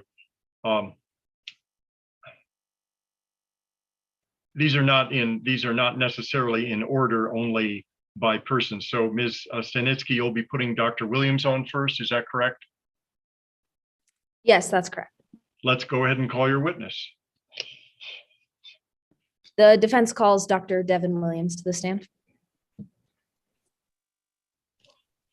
Now, Dr. Williams, please state your name and spell. I'm sorry, Dr. Williams, you have already been sworn, and we do have Mr. Stewart as defense, as counsel for the plaintiff, who will be doing cross-examination. So Ms. Stanitsky, you may proceed.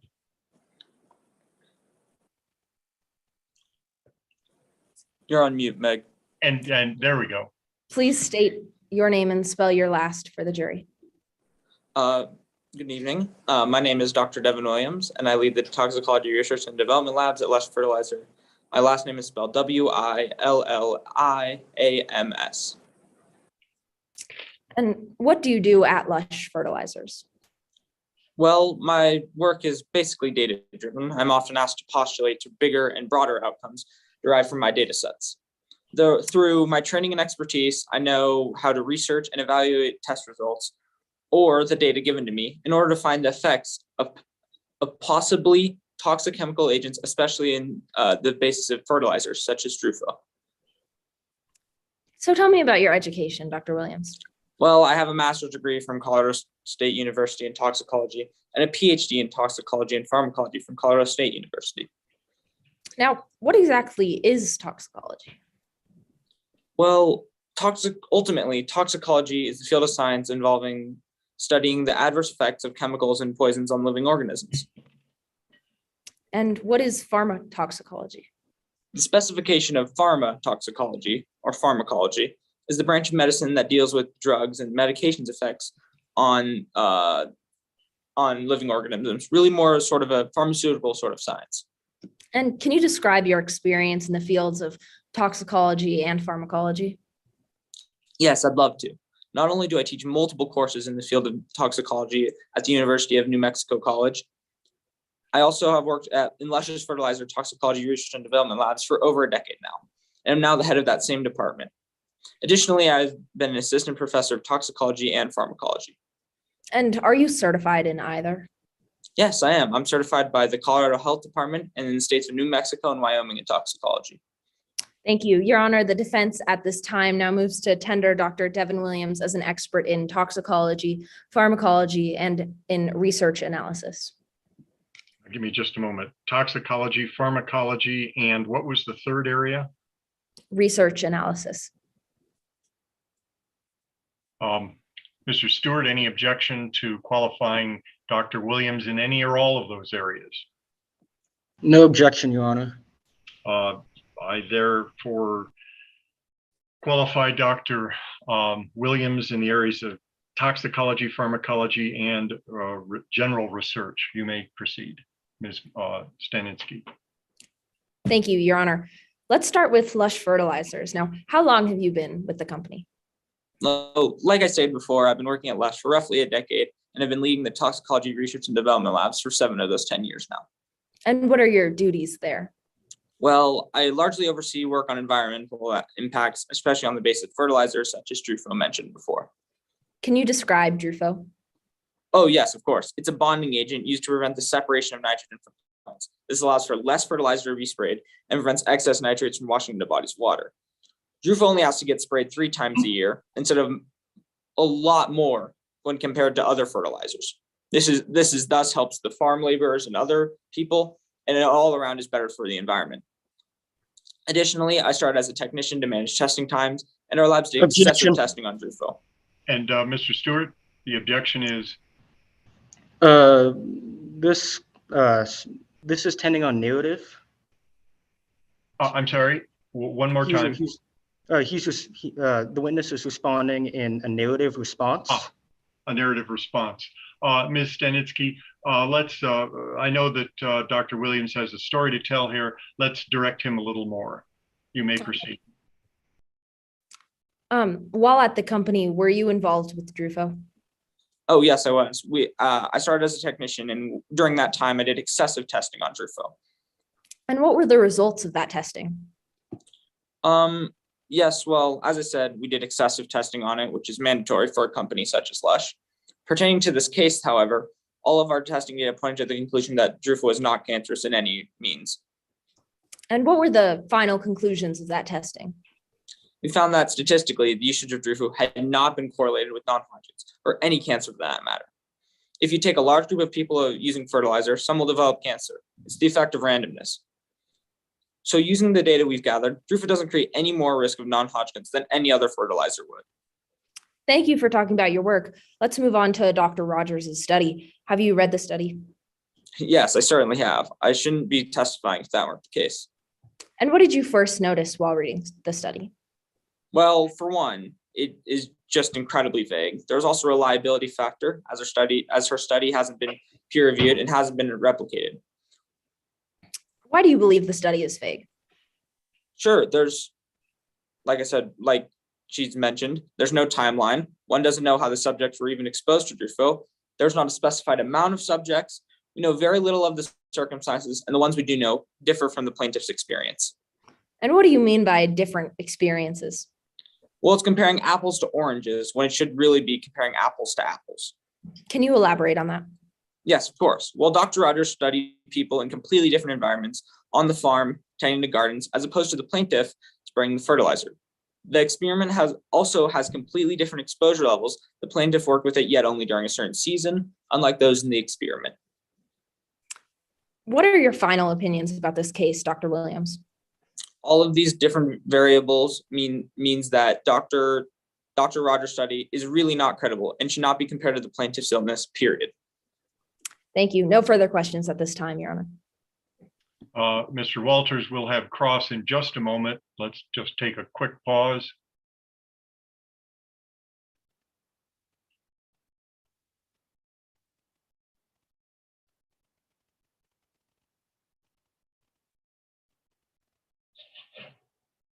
And Mr. Stewart, you may proceed. Good afternoon, Dr. Williams. You get paid by Lush Fertilizer. Yes, just like any other expert in any other employment. Blake Doncourt is your boss. Yes, he is the CEO. You admit to having financial bias in this case. I do use those exact words. However, everybody in some sort of sense is financially biased. If this court finds that Drufo did cause Ms. Weir's cancer, it will have significant consequences for Lush. I mean, just like any other court case, it would always create problems and issues with the company.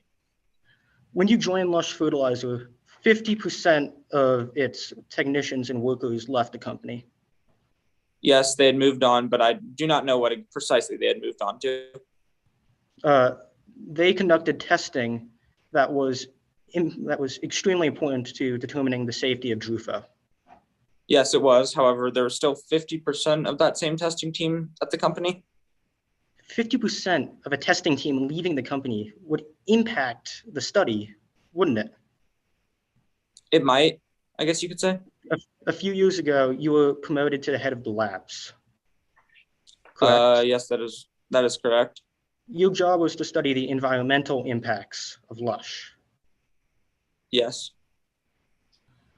That's why Blake hired you. He wanted you to keep it environmentally safe and to keep the costs down. That's one way you could put it. He wanted you to put profits over people. Not really. If Lush loses this case, it will have significant financial consequences for the company. Just like I said before, if any case turns out poorly for a company, it'll always have significant consequences. Moving on, Drufo is banned in other countries, isn't it? Specifically in the European Union, but yes, for yes. That'll be a yes. yes. Let's move on to Casey Rogers' let's move on to your study. In your study, you conducted a study on the carcinogenic effects of Drufo. Yes, I did. But you didn't include that study as part of the exhibits. No, I did not. You remember giving a witness statement. Repeat the question. Sorry about that. You remember giving a witness statement. Yes, I do. You remember stating that you would include everything important in your witness statement. Yes, and I do. I did not think that including the specifications of my test was necessary. So you would say that your study isn't an important part of this case? It is a very important part, but the specifications are not the important part. The important part is that Drufo is not correlated with non-Hodgkin's lymphoma. Moving on to Dr. Rogers' study, you testified that you found it invalid because it wasn't peer-reviewed. Not only was it peer-reviewed, there was no timeline. One doesn't know how the subjects were exposed to Drufo or the amount of time they were exposed to Drufo. Thank you. Thank you. Nowhere in your witness statement do you say your own study was peer-reviewed. No, I do not. You also testified that Dr. Rogers' study was invalid because it wasn't replicated. Yes, I do. But nowhere do you say your study was replicated. No, I do not. In fact, you haven't even published your research. No, I have not. In fact, most of your publications deal with female hormonal issues. Yes. You saw the Lush fertilizer label.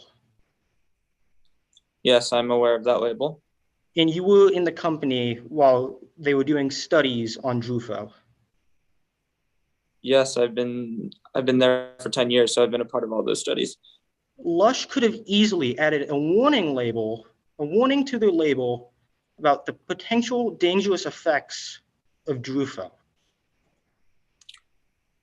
Well, Drufo doesn't cause cancer for that matter, like I've said before. So there was really no need for a label. You stated that all fertilizers have potential risks. Yes, I do. So Lush Fertilizer could have easily put a warning label on the label saying something along the lines of, warning, this product may be dangerous because it is Objection, Your Honor. Correct? And the objection, Ms. Stanitsky? Facts, not in evidence.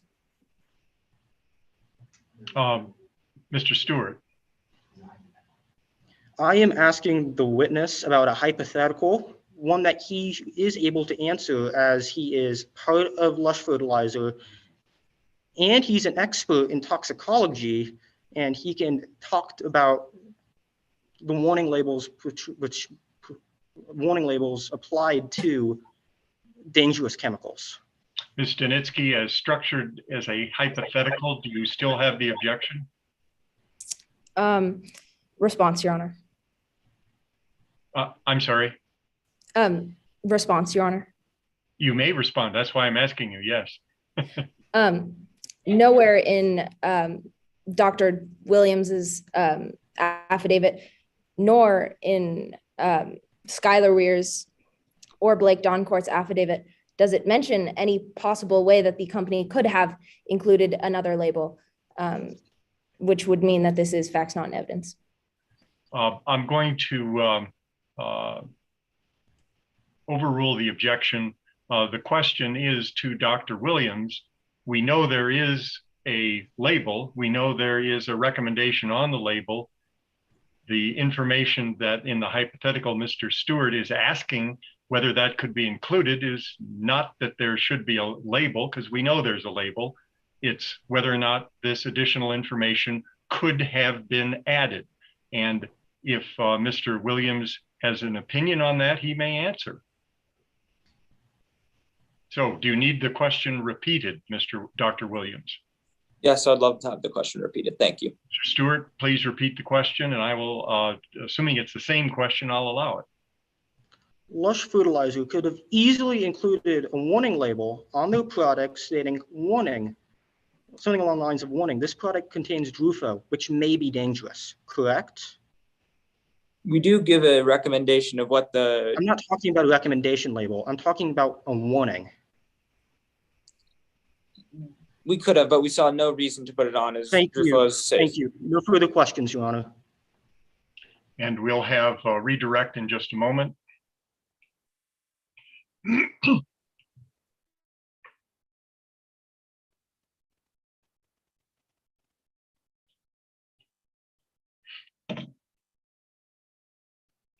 And Ms. Stanitsky, you may redirect your witness. No, Dr. Williams, I just have one question. Why is there an EU ban on Drufo products? Well, there's nitrogen. Our fertilizer has a small amount of nitrogen, which helps it bond with the plants to help it prevent from washing into waterways. That is why it is banned, because there's a small amount of nitrogen. However, if there was not that nitrogen, it would not be banned. And we are trying to revert that ban because we think that Drufo, or we know that Drufo is not cancerous in any way. Thank you. No further questions, Your Honor. And we'll have cross in just a moment.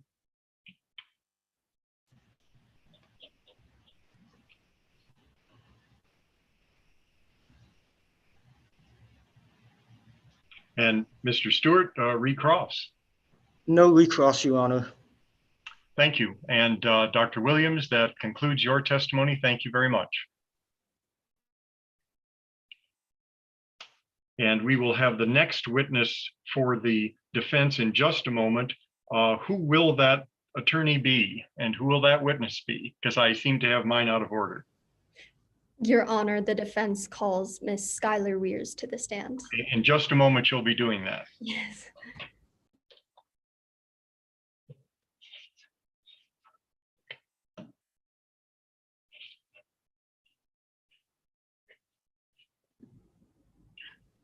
And please call your witness, Ms. Schmidt.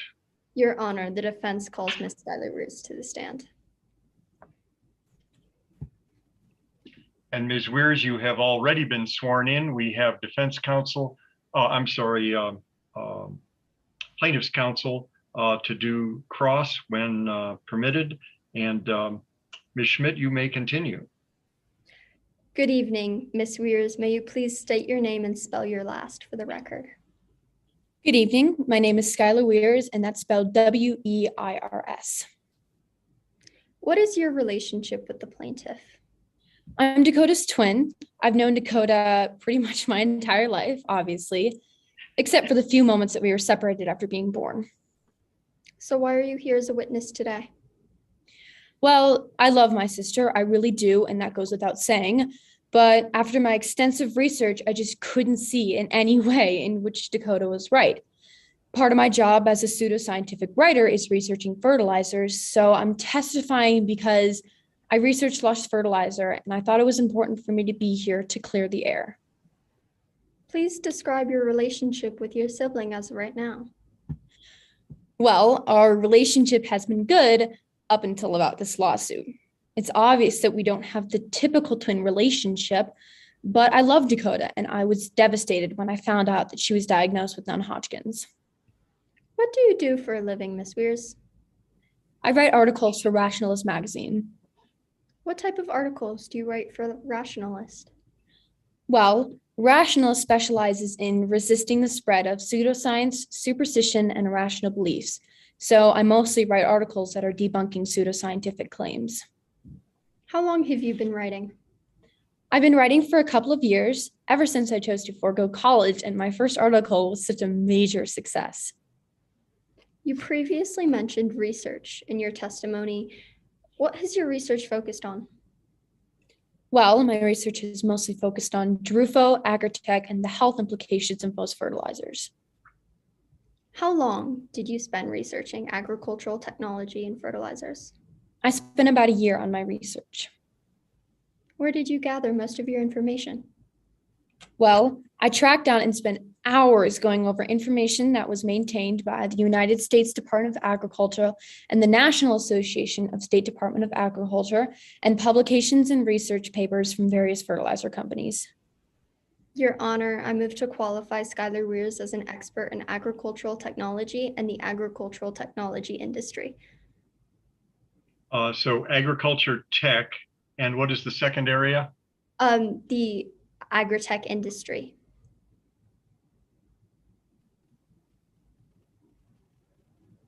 And Ms. Dino, any objection to either or both of those areas of testimony for this witness? Your Honor, may I pursue a brief what ire? Of course. Ms. Weirs, you're 20 years old, correct? That's correct. Your last formal education was high school, correct? That's correct. You have no college education. I do not. You have no degree. Nope. The only knowledge you have on the matter at hand comes from articles that you've written, correct? That's not correct, actually. The other information that I have on this particular topic is, like I've said, reports that I've researched from the United States Department of Ms. Weirs, research that you conducted for articles that you wrote, correct? That's correct, yes. And you've only been doing this research on Drufo for less than a year? More than a year. I would say a year about exactly. You've never conducted your own research? Other than the research I've done from the United States Department of Agriculture. I'll rephrase. You've never conducted your own study, correct? Yes, that's correct. And you never conducted your own study on your sister's specific situation? That's correct. The articles that you have written have been about UFOs, the flat earth theory, and other topics like that, correct? That's correct, and as well as publications about Drufo. You haven't published any medical studies? That's correct. You haven't written any articles about cancer? I'm not a cancer research expert, so I haven't. And the articles that you have published go straight from you to the reader. There's no expert peer review. Well, I'm not aware if there are any, since I send them right back to Rationalist, but. Your Honor, we challenge the admission of Skylar Weirs as an expert witness, as only spending a year reading articles published by other researchers does not prove that Ms. Weirs has any qualified knowledge or skill. Her part-time job as a magazine writer does not give her experience or training in the fields of science or medicine, and therefore she does not meet the qualifications under Rule 702. She does not contain the knowledge, skill, experience, education, or training. And Ms. Schmidt. Yes, Your Honor. Pursuant to the pretrial ruling, the witness has testified that she meets all of the fields required to be admitted as an expert in agritech regarding Rule 702. And I did read that ruling, which presumably I wrote because I am the trial judge here. What is your let's see here. What is your argument, Ms. Dino, regarding the prior ruling of the court? Yes, Your Honor. Pursuing to the motion to preclude purported expert testimony, the defense still has to prove that she meets the criteria under education, training, skills, and experience. And this witness has not done that, as she's only been a magazine writer for less than a year. She doesn't have any of that criteria based off of her limited knowledge on Drufo. And Ms. Schmidt? Your Honor, the witness has testified that she has plenty of education in this field, specifically from the USDA and NASDA, as well as fertilizer companies, as required by your pretrial ruling. Refreshing my recollection of the pretrial ruling just now, Ms. Dino is correct that this witness may be able to testify if she satisfies the issues under Rule 702, which establish an area of expertise in general, and her ability to testify, not her credibility, but her ability to testify, her knowledge of that area. What I've heard just now from the witness is that although her experience is short, it exists. It may be a year or two or even less than that, but she has done the research in the area, reading other people's articles, which she is allowed to base her opinions on under Rule 703. It doesn't have to be original research to create an expert. She has read other people's research, and she has created her own report in this matter, giving her opinion.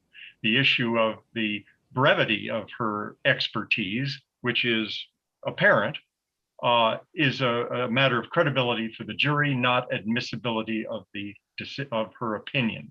So the objection is overruled. I will qualify the expert in the area of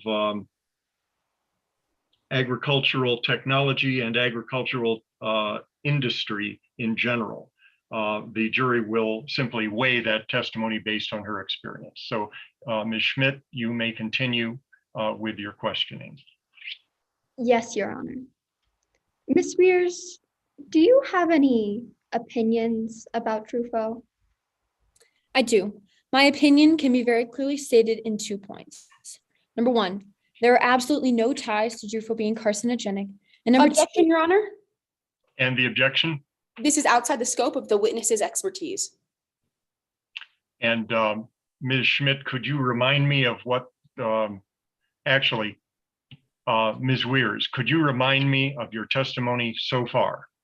I just need to know what you said. It was very quick before the objection, and I missed a little bit of it. So please give it to me again. Yes, Your Honor. My opinion can be stated in 2 clear points. Number 1, there are no ties to Drufo being carcinogenic. And number 2, and I believe that's okay. where That's where it was. Ms. Schmidt, what is the objection was that, again, Ms. Dino, the objection? The objection was this is outside the witness's expertise. And Ms. Schmidt? Yes, Your Honor. The witness is qualified as an expert in agricultural technology, of which Drufo fits inside of. So Ms. Weirs can testify to the specifications of Drufo, the chemicals inside Drufo, and really anything having to do with the agricultural technology fields relating to Drufo. Ms. Schmidt, I'm going to ask you to re-ask your witness to testify as to the background in Drufo specifically in her report. And then we will see if it draws an objection as to her conclusion based on that which she just gave us, or at least one of the two parts of her conclusions, but the first part drew an objection. So let's get specific on Drufo as to what her research was, and then we'll see if she can testify to that conclusion. Yes, Your Honor. Would you like me to restate the question? Yes, please. A new question, yes, as to what her background in Drufo specifically is, how she gets to her conclusion. Yes. Ms. Weirs, would you say that you spent a lot of time researching Drufo? I would say that, yes. So do you have any opinions specifically about Drufo? I do, yes. I would say that my first opinion on Drufo would be that there are absolutely no ties to it being carcinogenic. Objection, Your Honor. And I re-raise my objection. Understood, Ms. Gino. I'm going to let her she was just about to give us the basis for her conclusion. So assuming that's the case, Ms. Weirs, you may go on. Okay, thank you. As I was saying, there is absolutely no ties to Drufo being carcinogenic. And to add on to that, there is a lot of proof that because of Drufo, Lush is safer than other fertilizers. All right, I'll allow that. Ms. Schmidt, you may continue. And why would you say that Lush fertilizer is safer to use than others? Well, don't get me wrong. I'm not trying to claim that any fertilizers are healthy for you. In fact, all pesticides and herbicides are technically poison. Drufo, since it's a bonding agent, just makes these pesticides and herbicides need to be applied less, making the user have significantly less exposure to these dangerous and harmful chemicals that are being used in other fertilizers. What are the harmful chemicals that make other fertilizers unsafe? Synthetic nitrogen, such as, I'm sorry, let me start over. Synthetic nitrogen and pesticides, such as arsenic and glyphosate, are the main harmful chemicals that are used in most fertilizers. How are these chemicals harmful, Ms. Weirs? The International Agency for Research on Cancer categorizes both arsenic and glyphosate as possible carcinogens for humans, and synthetic nitrogen has also been found to cause numerous types of cancer as well. Does Drufo have these same carcinogenic chemicals? It actually doesn't. Since Drufo on its own is a much safer pesticide, that means that it doesn't contain these harmful chemicals that others do. Tell me more about where the allegations that Drufo is carcinogenic are coming from. These claims are not scientific. They are very simply pseudo-scientific claims. There are pseudoscientific conspiracy theories and agricultural technology misinformation campaigns that Lush has unfortunately been the target of recently. What are agricultural technology misinformation campaigns? Well, agritech misinformation campaigns are when the so-called old guard of the agritech sector spends billions of dollars to destroy the reputation of any agritech company which might upend their old-fashioned business. What are the effects of these misinformation campaigns? Well, unfortunately, these campaigns... Objection, Your Honor. And the objection? Relevance. Ms. Schmidt, what is the relevance of this pseudoscientific attack on Lush? Yes, Your Honor. As you will see with my further line of questioning, the witness will testify that these misinformation campaigns specifically attack Lush and Drufo, claiming that the claim that Drufo is carcinogenic is part of these misinformation campaigns, seeing as the potential claim that this whole case... All right, you're going to have your witness testify to this foundation before she can say that the studies in this case are part of that. So you have to establish that foundation. So go ahead, if you may. Yes, Your Honor. So what are the claims regarding misinformation campaigns about Lush specifically? Well, the biggest and most recent claim that has been very untrue is that there are significant and very many ties to Drufo being carcinogenic, therefore causing non-Hodgkin's lymphoma in its product of Lush fertilizer. So with Drufo causing non-Hodgkin's lymphoma being part of a misinformation campaign, do you know of any other connections to your sibling's disease in the agricultural world? Yes, many other fertilizers, as I said before, have been proven to be carcinogenic, like the ones that Dakota worked with at Haven Landscaping. In fact, Dakota was lucky that she did work with Lush, because otherwise she would have been in contact with the other harmful chemicals that she was working with far more often. Objection, Your Honor? And the objection? Speculation. You'll need, Ms. Schmidt, you'll need, for this witness, Your some Honor, may I foundation please that she respond? worked with these other, these other chemicals were available. May I please respond to the objection? Yeah, yes, you may. Under Rule 701, it is within the witness's rationally based perception, being Dakota's twin, to know about Dakota's work environment at Haven Landscaping. Not enough.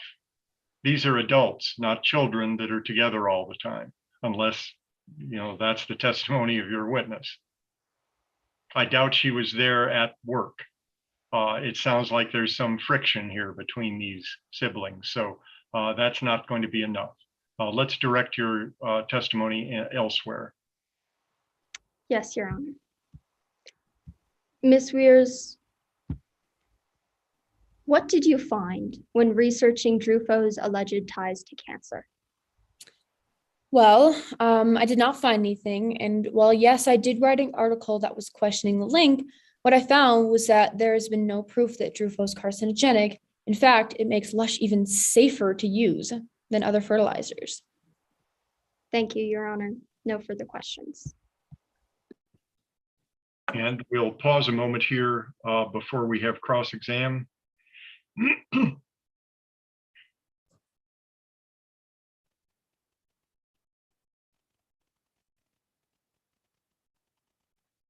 And Ms. Dino, you may cross-exam. Ms. Weirs, growing up, you shared a lot with your twin sister, correct? I did, yes. And your parents supported you both? Yes.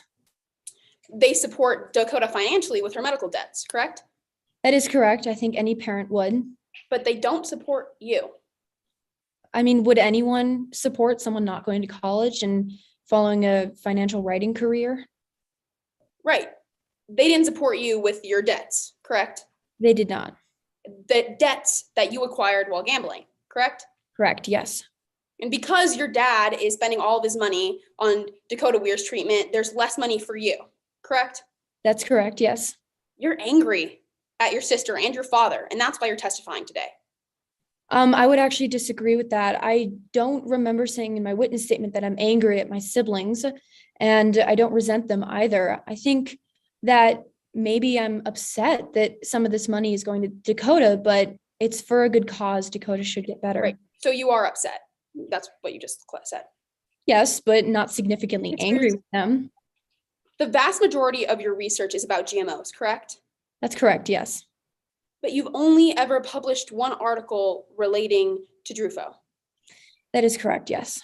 And in that article, you talk about Drufo in the context of nitrogen and very little about the causal link between Drufo and cancer, correct? That's correct. You haven't studied or researched Lush fertilizer specifically. No, but during my research on Drufo and its alleged ties to cancer, the topic of Lush fertilizer came up very often. So I would. But Ms. Weirs, you haven't studied or researched Lush fertilizer specifically. No. And one of your claims was that Dakota was better off because she was using Drufo amongst other products at Haven, correct? That's correct, because if she didn't use Drufo, then she. Can you name any of the other products that Haven uses? No. Can you name any of the chemicals in those products that Haven uses? No, but I think that you can actually, No, I can name products such as synthetic nitrogen and arsenic and glyphosate.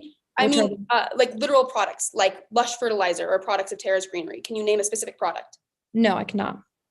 So your claim that your sister was better off because she was being protected from these other products is pure speculation. I guess You haven't conducted your own study on your sister's condition, yes or no? I have not. And you haven't conducted your own study on the causal link between Drufo and cancer. I have not because I haven't found a causal link between Drufo and carcinogenic.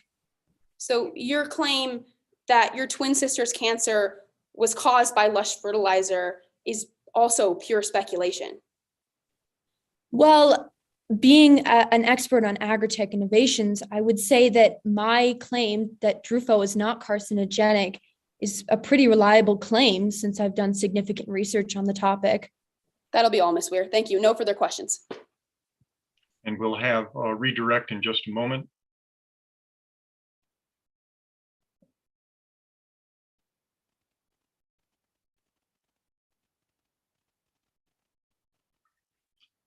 And Ms. Schmidt, you may redirect. Yes, Your Honor. I just have a very brief questions for you, Ms. Weirs. Are you familiar with other fertilizers? I am, yes. And the chemicals in them? Yes. Thus, would you know that they have carcinogenic tendencies? I would, because the majority of fertilizers use dangerous chemicals such as arsenic and glyphosate. Thank you, Your Honor. No further questions. And we'll have recross in just a moment.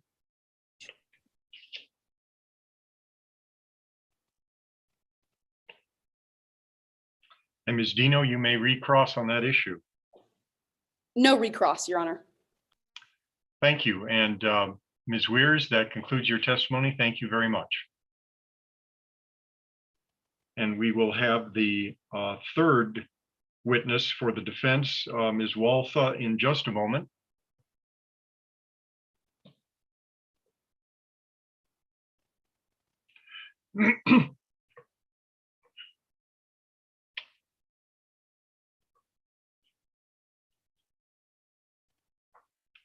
And Ms. Waltha, you may call your witness. Thank you, Your Honor. The defendant calls its next witness, Blake Johncourt, to the stand. Good afternoon. Please state your name and spell your last name for the record. And Ms. Doncourt, hang on just a moment. Ms. Doncourt, you have already been sworn. We do have Mr. Markle as plaintiff's attorney to cross. Ms. Waltha, you may begin. Thank you. Thank you, Your Honor. Good afternoon. Please state your name and spell your last name for the record. Good afternoon. My name is Blake Doncourt, spelled Doncourt. Please tell us what you do. I'm the CEO of Lush Fertilizer. Ms. Doncourt, I would like to start today by asking you about your history with Lush Fertilizer. Did you found this company? Yes, I did. What is the mission of your company? We want to create a product that helps both the people and the environment at the same time. We donate 10% of our net profit to charities that help reduce the world's nitrogen footprint and keep our grass. And how long have you been CEO of Lush? Since 2000. What's your role in the day-to-day operations of the company? As CEO, I have to be aware of what's going on under my supervision. How aware are you of the major decisions being made at Lush? I've got to be pretty aware. I've had to work hard to turn Lush into the company it is today, which means that I have to stay informed about major changes. Who has the ultimate decision-making authority at Lush? As CEO, I have the ultimate decision-making. What people or resources do you consult when making important decisions within the company? Well, it depends on the decision, but I consult an array of employees to get multiple opinions. Who do you consult in the creation and testing process of a product? Primarily Lush's scientific field. What information do you trust when making decisions at Lush? I trust all of my employees completely. Why? Even if I'm not conducting research on a product myself, I believe that I can trust that my employees will adhere strictly to scientifically sound protocols and conduct thorough research. Thank you. Let's discuss the development of your company's product. Are you familiar with Drufo? Yes, it is a chemical compound that we developed for our fertilizer. Did the company take any steps to assess the safety of Drufo before it was brought to market? We extensively tested and researched Drufo to ensure that there would be no risk, and we put a safety recommendation on our product. Why was this research and testing conducted prior to its being brought to market? Well, to put it simply, it ensured that we were bringing a product to market that would be of no harm to our consumers. What kind of research and testing did the company perform on Drufo? Our toxicology team, led by Devin Williams, who you heard from earlier, did extensive research testing the levels of toxicity in Drufo mainly. And what conclusions were reached regarding Drufo? It appeared that there was little to no risk in our fertilizer. As far as I'm aware, our research identified no valid scientific studies showing a significant risk from exposure. What do you mean by little to no risk? Well, with any fertilizer, there is inherent risk as they are handling something which contains potentially harmful chemicals. However, given the intended use of this fertilizer, I concluded that there is incredibly low risk to persons coming in contact with our fertilizer. And when, if ever, were you made aware of concerns over the use of Drufo in your product? I was never made aware of concerns over the use of Drufo in my product. What made you confident that the conclusions reached by your scientists were reliable? As I mentioned earlier, I completely trust Lush's scientists, and I believe that they are committed to producing research that is scientifically sound. You mentioned that there is always toxicity involved in fertilizer. Are there any precautions Lush could have taken to ensure that Drufo would not be toxic? We could have baked the fertilizer. Why didn't Lush bake the product? It's simply unnecessary. Based on the extremely minimal risk identified in our fertilizer already, baking it would have had a negligible effect, and I was confident that our fertilizer would be safe without baking. Thank you. I'd like to change topics to discuss one of the plaintiff's witnesses, Carson Durst. Do you know Carson Durst? Yes, I do. How do you know him? He used to work at my company, but now he works at our competitor, Tara's Greenery. You said he used to work for Lush. What happened? He was fired. What was his position at Lush Fertilizer? He was part of our research and develop team. What are the functions of an employee in that role? Essentially just to identify dangers or risks in our product and bring them to Lush's attention. Are employees at Lush Fertilizer given the opportunity to raise concerns they may have about the safety of Drufo? Yes, of course. It's important that we know about any problems with our product so that we can address them. And to whom can employees raise those concerns? Any supervisor, or even myself. Which employees are able to raise concerns about the product's safety? Any employee that has a problem with the safety of our product can tell me about it. While Mr. Durst was working for Lush, did he ever discuss Drufo with you? No. Thank you, Your Honor. No further questions. We'll pause a moment, Mr. Markle, before we have cross-exam of Ms. Duncourt.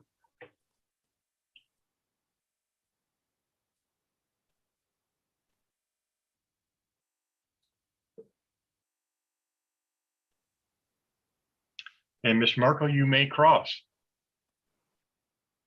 Good afternoon, Ms. Doncourt. You testified that you're the CEO of Lush. Yes, I am. As acting CEO, you know about the studies your research team performed on Drufo. Of course I do. It's my job. Your toxicology expert performed a study, correct? Yes. Your information about Drufo comes from Lush's studies. Yes, it does. Devin Williams led that research effort, correct? Yes, he did. It's your testimony that there's minimal risk using your fertilizer. Yes, it is. Now let's talk about what you left out. You never reviewed any other studies, did you? I did not. I trust my scientists to produce studies that are valid. You heard Carson Durst testify today, correct? Yes, I did. You didn't know about the English study he testified that pointed to carcinogenic effects in adolescent animals before this case? I did not know. You hired the research supervisors as CEO, right? I do. Therefore, to make a safe product, you would ensure that your research supervisor is reviewing all the important information. Yes, I do. And they would relay the important information to you, correct? I would hope so. Ms. Doncourt, Lush conducted multiple studies on Drufo, right? Yes, it did. You aware that you were sent an email regarding a second study on Drufo? I actually did not receive that email. All right, Ms. Durst, can you look at Exhibit 4 for me, please?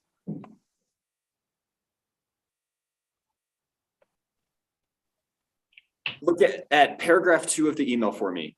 And I don't have exhibit. There it is. Go right ahead. Ms. Doncourt, look at paragraph 2 of the email for me. Doesn't it say, following our labs during Drufo study, concerns have arisen regarding generalized findings of potential carcinogenic qualities identified in samples. Is that correct? I'm sorry, but I did not actually receive this email and I have not seen it. Ms. Doncourt, I'm not asking you about your opinions about this email. I'm asking you this question about Exhibit 4. Does paragraph 2 say that? Yes, it does. It states that you needed to perform a second study, didn't it? Yes, it does. Look at the recipient list of Exhibit 4. Isn't that your name in the recipient list? That is my name, but I did not receive this email. The importance of the email in Exhibit 4 is listed as high, yes or no? Yes, it is. If you receive an email marked as high importance, you would read it, wouldn't you? Objection, I would Your read it. Honor. I'm sorry, there's an objection, and the objection is Lack of personal knowledge. Mr. Markle? Yes, Your Honor. Ms. Doncourt is the CEO of Lush, and she corresponds with many people over email, and therefore she has personal knowledge on whether she herself would read an email. Right. The question, as I heard it, was if she had received an email marked high importance, would she read it? Is that correct? Yes, Your Honor. All right. That does not address this particular email or receiving it. It is a hypothetical question about would she read one if she got it saying high importance. So if that's the question, the objection is overruled. The witness can answer. So, Ms. Doncourt, if you receive an email marked as high importance, you would read it, wouldn't you? Yes, I would. All right, now let's talk about baking Drufo. You know what baking Drufo means, don't you? Yes, I do.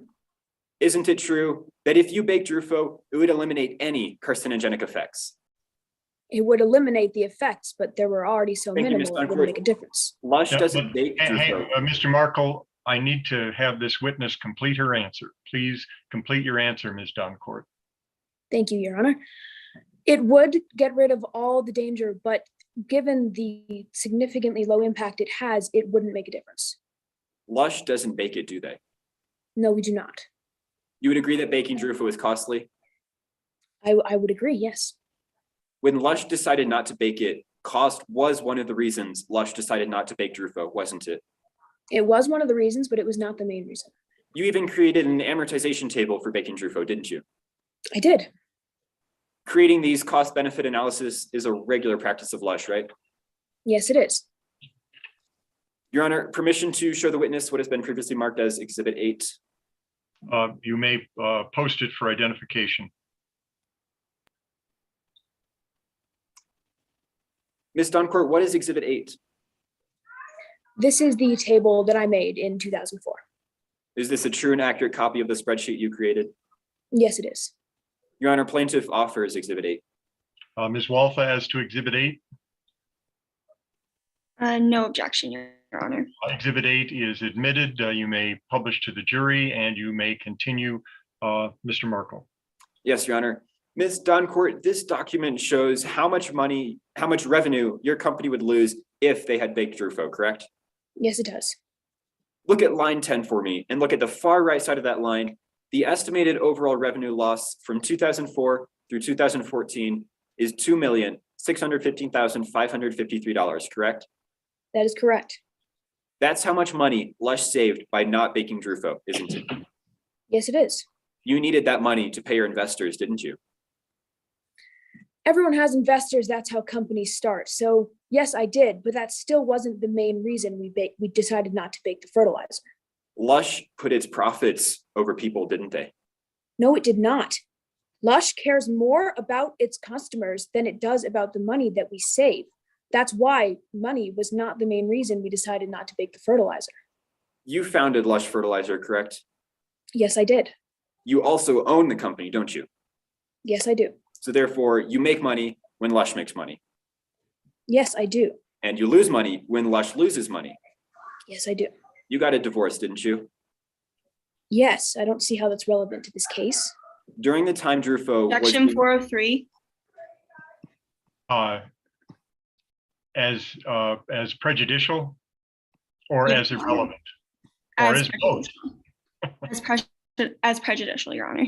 All right, and Mr. Markle, what is the relevance of this evidence that I should bring it in, given its obvious prejudicial effect? Yes, Your Honor. This evidence is relevant because the testimony has shown that Ms. Doncourt actually owns Lush Fertilizer, and so makes money when Lush makes money or loses money when Lush loses money. The testimony will also show that Ms. Doncourt had to pay a lot of alimony because of this divorce and because of this financial burden on him personally, and the fact that he makes money from Lush. Therefore, this goes directly to her motive for deciding against baking Drufo, which is directly relevant to this case since we're talking about carcinogenic effects of Drufo. So under Rule 401, evidence is relevant if it makes the fact more or less probable, and motive for or against baking Drufo is completely relevant under this rule. Ms. Walter?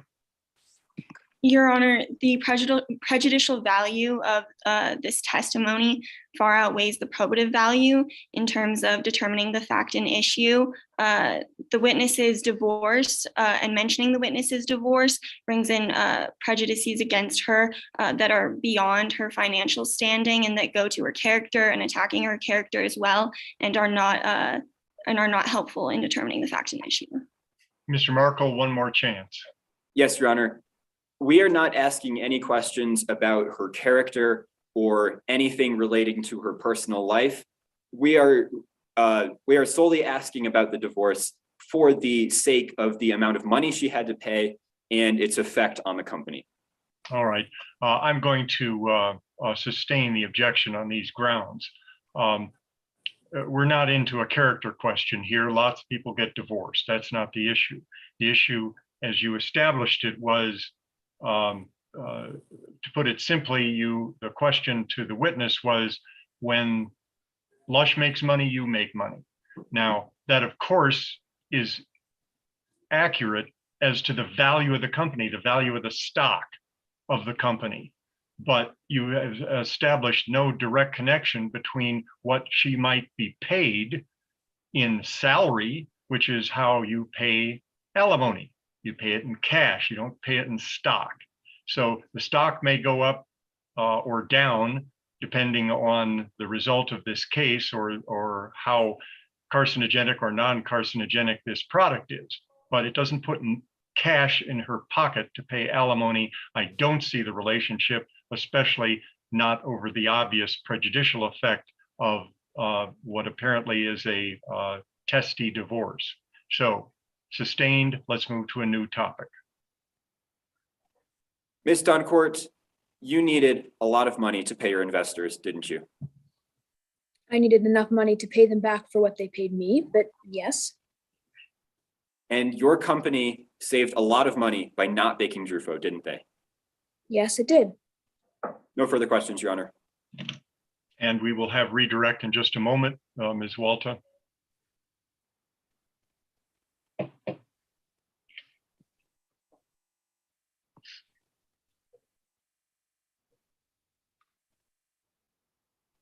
And you may redirect your witness. Thank you, Your Honor. Ms. Doncourt, what was the largest factor that you considered in deciding not to bake Lush? Well, frankly, the fact is that there was such a low risk already that baking the fertilizer wouldn't have made enough difference for it to be a benefit. The cons would have outweighed the pros in this situation.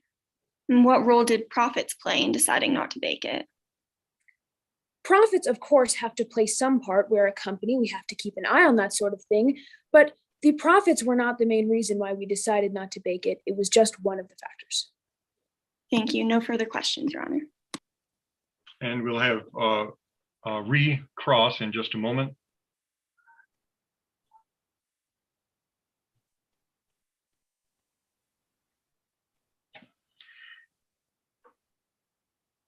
And Mr. Markle, you may recross.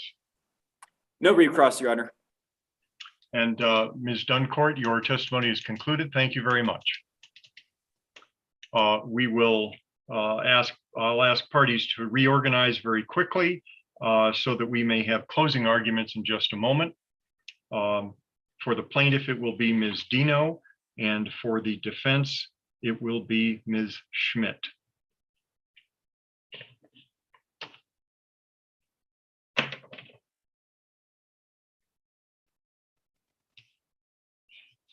And Ms. Dino, you may close. And do you wish to reserve any rebuttal time now for the timekeeper? At whatever point I end, sorry, apologies, Your Honor. At whatever point I end, if there is any remaining time, I'd like that to be saved for rebuttal. And that will be, they will not give you specific notice then that you're on rebuttal. So you may proceed. Ladies and gentlemen, thank you for your time and attention. The defense tried to convince you today that this trial is about putting facts over feelings, but really it's about Lush Fertilizer putting profits over people. Looking at the evidence, this case comes down to responsibility. Ms. Weirs was responsible for spreading seed and fertilizer when she worked at Haven Landscaping. Lush Fertilizer was responsible for keeping its users safe. Lush Fertilizer failed to fulfill this responsibility. It's the plaintiff's responsibility today to provide evidence and reasoning according to the law. Finally, it's your responsibility, ladies and gentlemen of the jury, to recognize the greed and negligence of Lush Fertilizer, the fact that they put profit over people. 6 years ago, 14-year-old Dakota Weirs was spreading seed and fertilizer like she did every day at her job at Haven Landscaping. At that time, Ms. Weirs felt fine, more than fine. She was happy. She had her whole life ahead of her. She didn't know it yet, but she would get a scholarship to Juilliard and build a future doing what she loved. Meanwhile, Blake Duncourt was relishing in the success of her company. 4 years later, Ms. Weirs could barely stand. Just like that, her future was gone.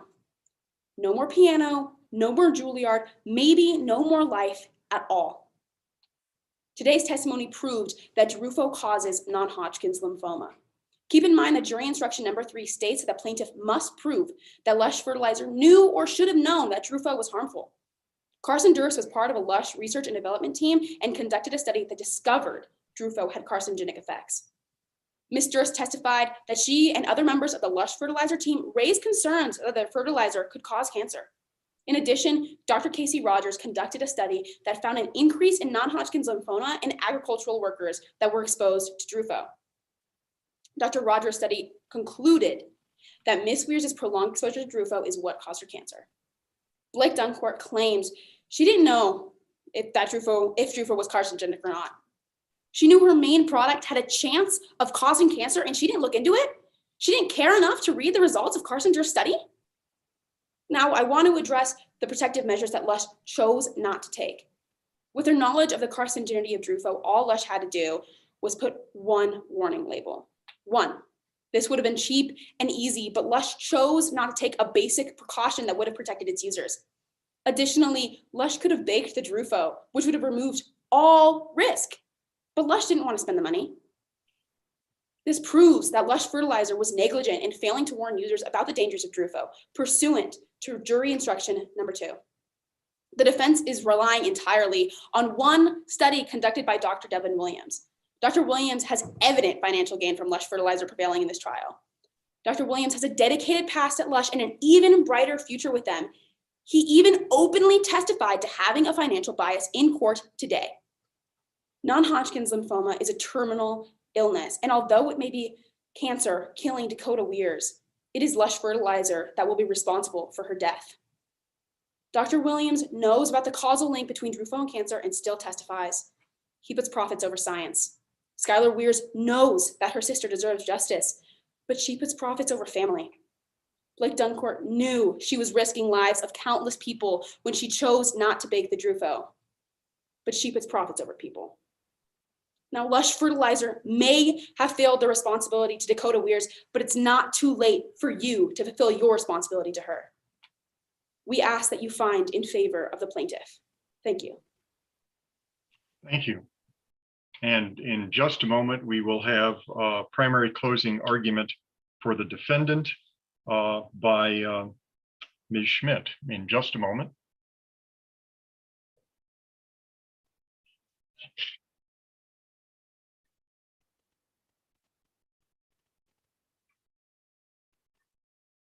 And Ms. Schmidt, you may proceed.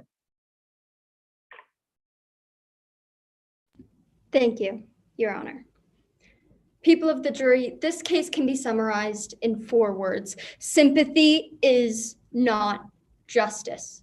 While we agree that what happened to Dakota Weirs is terrible, blaming Lush Fertilizer for their illness will not fix anything. In your jury instructions, instruction number 13 states that you cannot be influenced by sympathy. So I am here asking you to choose the facts over your feelings. Our witnesses have proved to you today that there's absolutely no evidence that Lush Fertilizer's ingredient Drufo can cause non-Hodgkin's lymphoma. Today, you've heard from 3 defense witnesses. First, Dr. Devin Williams, the head of research and development, as well as the head of toxicology at Lush, who proved to you with his testing and statistics that there's no link between Drufo and non-Hodgkin's lymphoma. Dr. Williams further explained how studies that do correlate the two, like the one conducted by Dr. Casey Rogers, are often inaccurate as they compare 2 unrelated fields, apples to oranges. Then, Skylar Weirs, an expert in agricultural technology and Dakota Weirs' own twin, showed you how Lush Fertilizer is safer to use because of Drufo. Ms. Weirs elaborates on how the claim that Drufo is carcinogenic is part of a misinformation campaign. Finally, Blake Doncourt, the CEO of Lush, showed you how she has no intentions to put anything that is unsafe on the market. Blake Doncourt elaborates on how, according to federal regulations, Lush Fertilizer is safe to use. In fact, it is more probable that Dakota Weirs has non-Hodgkin's lymphoma due to their own negligence. My opposing counsel has argued that the plaintiff had a responsibility at Haven Landscaping. Yes, she did. Her responsibility was to wear the protection required, but she didn't. She chose not to. People of the jury, how can you blame a company for Dakota's illness when they were the negligent and irresponsible one? Jury instruction number 8 states that if the plaintiff Dakota Weirs failed to do something that reasonably careful people would do, they carry comparative fault in this case. Furthermore, section 4 of jury instruction number 2 states that the plaintiff has to prove that Dakota Weirs' damages were caused by using Lush Fertilizer in a way Lush Fertilizer would have expected it to use. Dakota Weirs didn't. Lush, like all other fertilizers, expects their product to be used with protection. However, the testimonies provided by Carson Durst and Dr. Casey Rogers are untrustworthy as well. As admitted at the end of his cross-examination, Carson Durst would do anything for her new product with Terra's Greenery. The only reason Carson Durst testified against Lush today is to make Lush look bad and make her new company's product look better to consumers.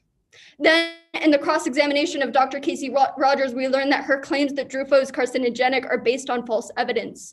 The study that Dr. Rogers conducted differs from the plaintiff's experience, and thus she cannot claim that their exposure was the same. Finally, Dr. Rogers admitted that she's only doing this trial for expert witness experience and for personal gain. Today, the plaintiff has claimed that we care about profits over people. Yet Lush Fertilizer has not described the need for profit, nor have they said that they do not care about Dakota Weirs. People of the jury, I would argue that Lush Fertilizer cares about principle and people. They care about the people of this earth, which is why they have an eco-friendly company. But they also want to make sure that these very same people do not spread lies.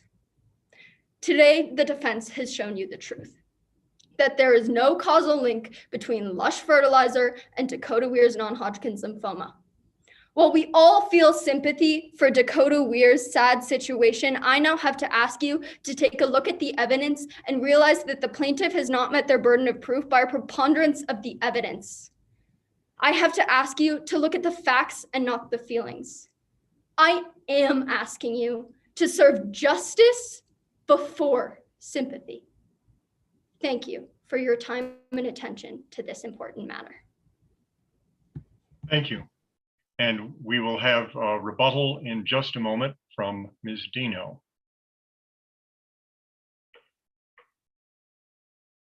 And well, I was going to say for my purpose, can I get a time check on rebuttal?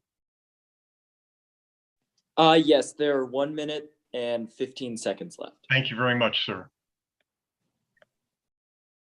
And Ms. Dino, you may have your rebuttal closing. Yes, Your Honor. Imagine dedicating your life to a passion and earning a future doing what you love just to have that future and that life stolen by a company that decided financial gain was more important than you. Dakota Weirs doesn't know if she'll get a wedding day or ever be a mother. She's lost all hope. There is no way to express the pain and the torment that Lush Fertilizer put Dakota Weirs through without asking for sympathy. You know, sympathy is not justice. No, it's not.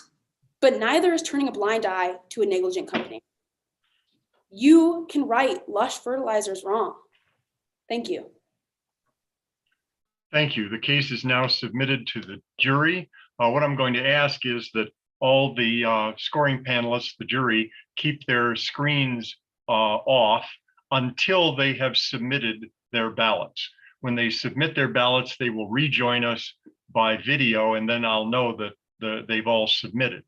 In the meantime, I would ask all of the participants, including the timekeepers, to activate your screens so that I can talk to you. I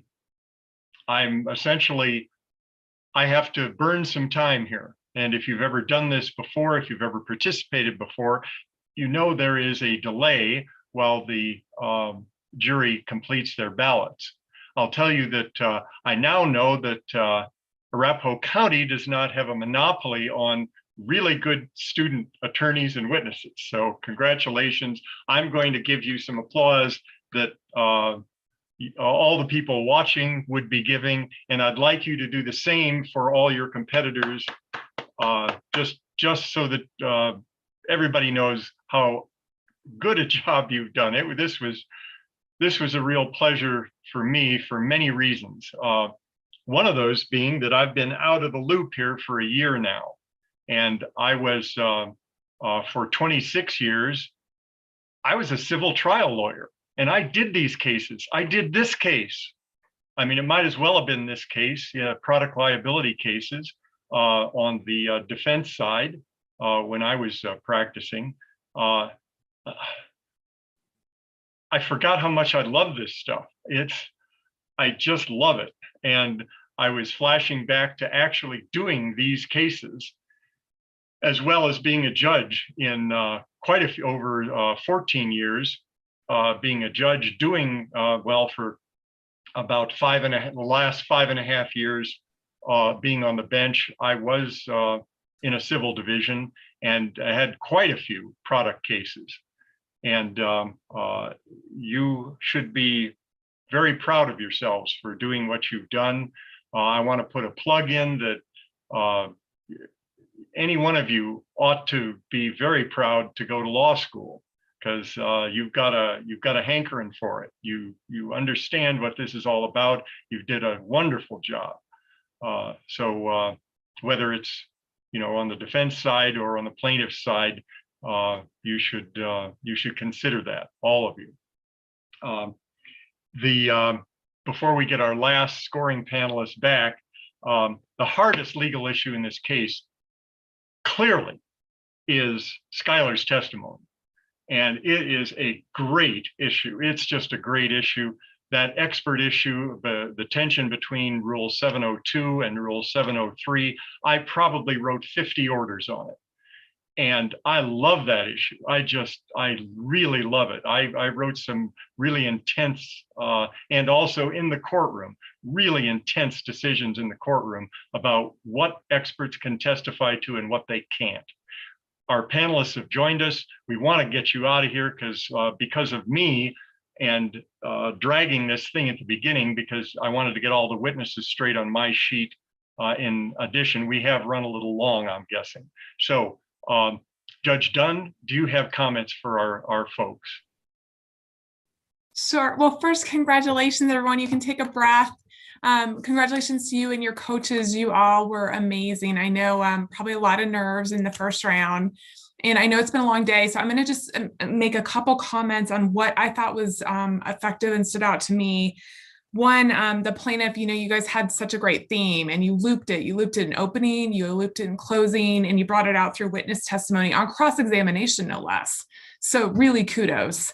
To all the witnesses who had to deal with scientific terminology, you all did really well. I mean, that's no easy feat to come and respond to questions in technical areas that you may not have a background on. So that was really well done. Ms. Walta, I thought you used really nice guideposts in your cross-examination, really effective. I like it when attorneys do that when they switch topics. So well done, y'all.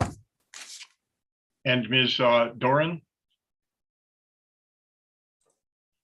Having this be my first mock trial scoring competition, I am very impressed with all of you. It is definitely not easy, and I am so impressed because you are also young and still in high school. So congratulations. I felt both closing arguments were very compelling, and both of you really brought in all of the pertinent facts, addressing kind of your best arguments for your cases. Really good use of time. That is not easy. That's one of the hardest things to keep track of. I thought everyone did a really good job of keeping track of their time. And I could see kind of as the chats came up with the timekeeper showing that you only have so much time remaining, because judges in real life do set time limits because they don't have an unlimited amount of time to try every case. I thought all of the witnesses did a great job in really knowing their roles. I thought all of the witnesses really were compelling and believable, and really played their roles very well and knew their roles very well. That was a lot of information to know, and to be able to, as Judge Dunn mentioned, to be able to respond, especially using technical information. There were some great objections and some great responses and arguments with regard to objections, which is fantastic that you guys are already starting to learn that. So again, congratulations. In the end, I felt as though it ended up being very close. And Ms. Van Duzen. Everything everyone said, I agree with and would echo. I would just add that I was particularly impressed with many of the objections as I was saying them with you. And then you would say them too. And I was like, yes. So that's always fun when you can see you guys really, being lawyers in the moment like that, because that can be hard to do. And this kind of material can be really dense. And as everyone said, there's a lot of technical jargon and stuff. And everyone, both the lawyers and the witnesses, kept my energy, kept me interested, and sort of kept me moving and focused with you guys. So that was really good with the material that you had this year. So great work. Thank you. I want to thank our scoring panelists very much. I know this is a long time out of your day and it's late. I wish that I could shake each of your hands, which has always been my practice in these, and I can't, and I regret that. But I wanted specifically to say that I don't know if this is easier for the timekeepers on Zoom than it is in person. I don't know, but the two of you just did a superb job getting those exhibits up, getting time recommendations. Thank you very much. It makes the court's job a lot easier, believe me. And it makes it a lot less tedious for the scoring panel when things go so smoothly. So thank the two of you very much. I'm not sure that we still have our CBA representative with us. If so, maybe he or she can tell us what we do next. Other than all of the participants, I believe you can go.